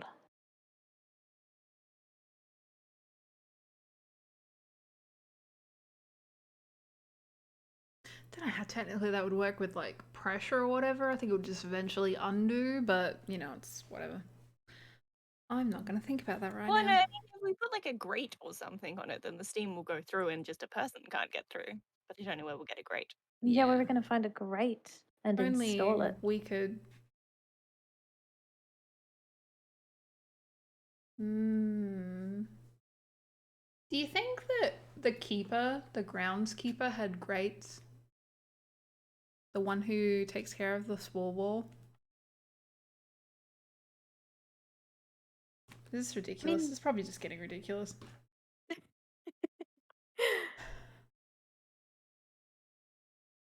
Um,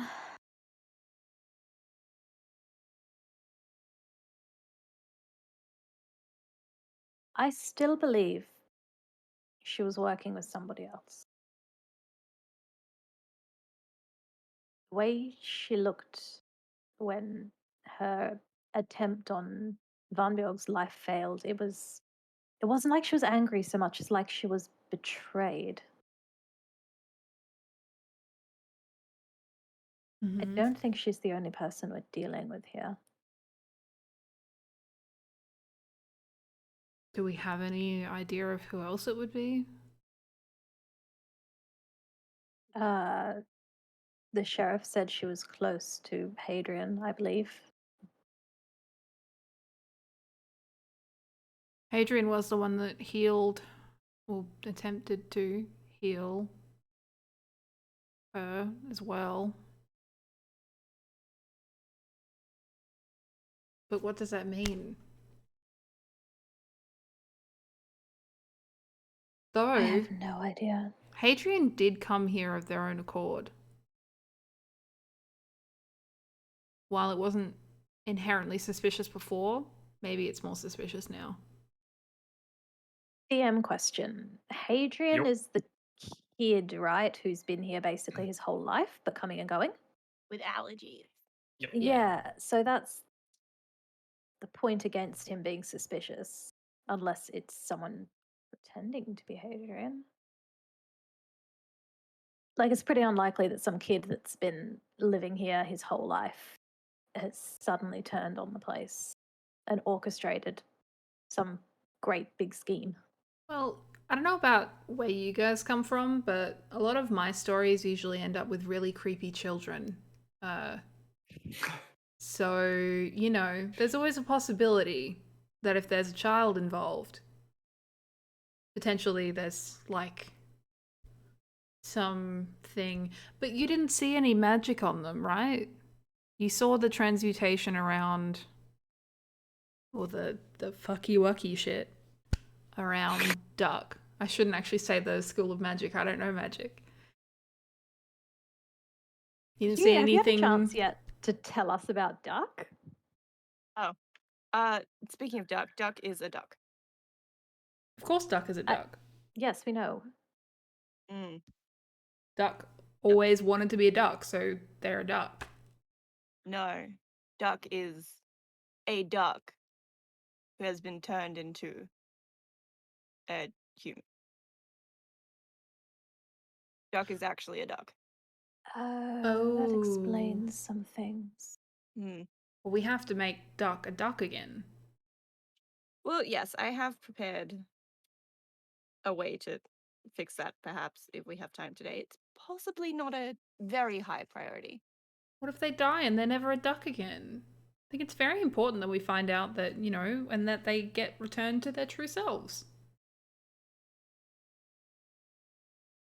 We are prioritizing saving a duck man over stopping an assassin. An assassin that we don't know is right now. We know where Duck is. I just think that we should probably try to solve the thing that keeps ending the world as we know it. Well, I'm out of Saving the ideas duck. right now. And I would just like a win.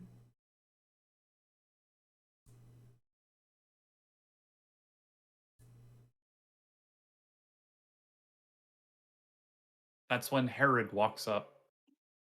Thanks. Hello, Herod. He kind of smiles and tugs on your sleeve a little, Natalie. Hey, Herod, what's up? Holds out his hand. I'll hold my good hand out. Yep. And drops like a couple of crumbles of salt in your hand. Thank you, Herod. And I'll throw it over my shoulder because I am so superstitious. Superstitious. Yeah, the Kuato behind you goes, Oh, I'm sorry, buddy. No, I'm kidding. I'm kidding. No, at that point, Herod kind of points at himself and does like a and like looks kind of confused. You're not going to die, Herod. And then does like a big circle thing. You trying to say loop?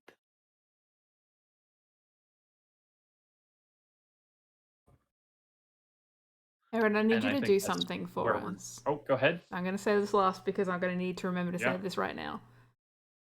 We need you to stay away from Alexia and Hadrian. And stay Aaron as looks near and us as you can. We're going to help reaches you. into his pocket and pulls out like a rock like this big of just solid salt and just pops it into his pocket like or into his mouth like a jawbreaker and starts sucking it. Live your life, bud. And that's where we're gonna go ahead and end tonight's session. If Great. We're Herod babysitting a goblin. dies, I'm gonna scream. Can we like Tune put him in a next week for the backpack? escort mission. You've already got an escort mission. You've got the 2 Koatoa. Honestly, Oh, we I'm do. so We're pleased. collecting ducklings. Oh, let's go get duck, and then they can just follow us around in a little line. Thank you so much for tuning in, everybody. This has been an awesome session. This has been a lot of fun. And I'm so sorry for all of the trauma. This I'm was so so much sorry. fun. Uh, The longer we're here, the more I fall in love with each individual NPC. And the entire point of this is that they're being murdered one by one. Yeah, every time we're like, oh no, they're in danger. I'm like, oh, but I like them. I like this one now. Yeah, sorry. I should have just killed them all at once, and that would have been so much easier. We would have been stuck in a time loop by ourselves. Yeah, investigating over and over. Yeah, thank you so much for tuning in, everybody. My name is D. I'm the Dungeon Master. If you want to know more about what I'm doing, you can check out my links down in the doobly-doo below. We're going to go ahead and wrap up and say goodbye and talk a little bit more about ourselves before we pass off the stream for the rest of the evening. Emmy, why don't you go ahead and kick us off? Thanks, guys. This was super fun. Emmy's super traumatized. Everything's going great. I've been Nicole. I am basically only here on the internet. I will see you when I see you. Stay safe, stay cool, stay awesome. Get vaccinated. Get vaccinated. Get your booster shots. Do it. Do I it. feel like it's becoming some kind of tradition that at some point in time, one of us needs to say something about it. Yeah. Oriana. Hello. I'm dealing with a dog that is a little bit needy right now. She wants dinner, but look, hello, say hello. Hi. I am Levison. This is Lily. I am a streamer and a cosplayer. You can find me basically everywhere on the internet. There are links in the doobly-doo. This is Lily. She is my dog. I love her very much. Yeah. So you can find me here and also on Tuesdays on Wisdom Saves. We are currently also on the Wisdom Save. Sorry, we are doing the book club. We are currently on a break. I'm trying to get words out, but I'm being stomped. So that'll be the end of my outro. Perfect. Excellent. Natalie, how you doing? I am alive. Awesome. Technically, yes. Despite the fact that I also died today. Anyway. And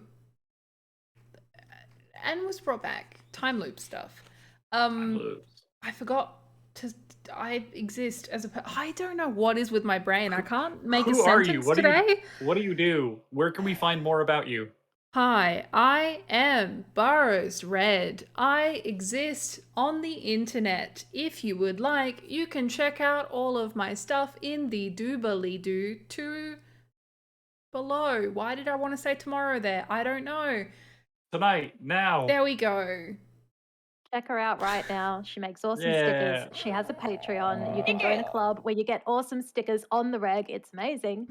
Kraken potion pins. I'm so looking forward to mine. They are awesome. Check out all of her super cool stuff. Awesome. Well, wonderful. Thank you so much. Thank you all once again for tuning in. Like everybody else, everybody already said, take care of yourselves. We thought 2021 was going to be easier, and it was, but only a little bit. So 2022 probably going to be the same. So love yourselves, love each other, be nice, be happy, get vaccinated, play Dungeons and Dragons. Did we talk about Nicole? I don't feel like we talk talked about Nicole. Yeah, we did. I don't exist on the internet. That's really all there is to say. You exist here. Wait, didn't I? I do exist Didn't I tell you? here. I will be back when next time we play. I appear in the occasional one shot and stuff as well. So like keep an eye out on whatever Wisdom Saves does. I may be there. Who knows? May not. And dox me, bitches. I'm making that my new outro. I love it. Every week, just the concerned. challenge. The worst Someone part take is it seriously at some point, and they'll find nothing of interest. the worst part is like it's gonna be totally fine, and then one day you're just gonna go to your mailbox, and there's gonna be 7 kilograms of gummy bear penises, just like weird random shit. If someone wants to send me 7 kilos of gummy bear penises, I will give you my address. Maybe don't have you saying that on the internet. Let's not have that. Too late now. Yes. Yeah. Take care of yourselves. Have a wonderful week. Happy New Year, and we'll see you soon. Burrows, how are we looking? We are good. We're going to go and see the Grinning Gamer, who are doing episode 9 of Mythos Venetia. It looks very cool. There is a very mythical looking dragon, which is very neat because the new Fizban's Treasury of Dragons has some cool dragons in it, and I hope that that is one of them, or it's a homebrew one. Homebrew ones are better, because I am one of those annoying DMs who loves homebrew. But yeah, that's where we're going. Love it. We're looking forward to it. Doots, send the doots in the deets. Send the doots. Send the doots. On this side. Bye. Goodbye, everybody. Goodbye. Why are we whispering goodbye?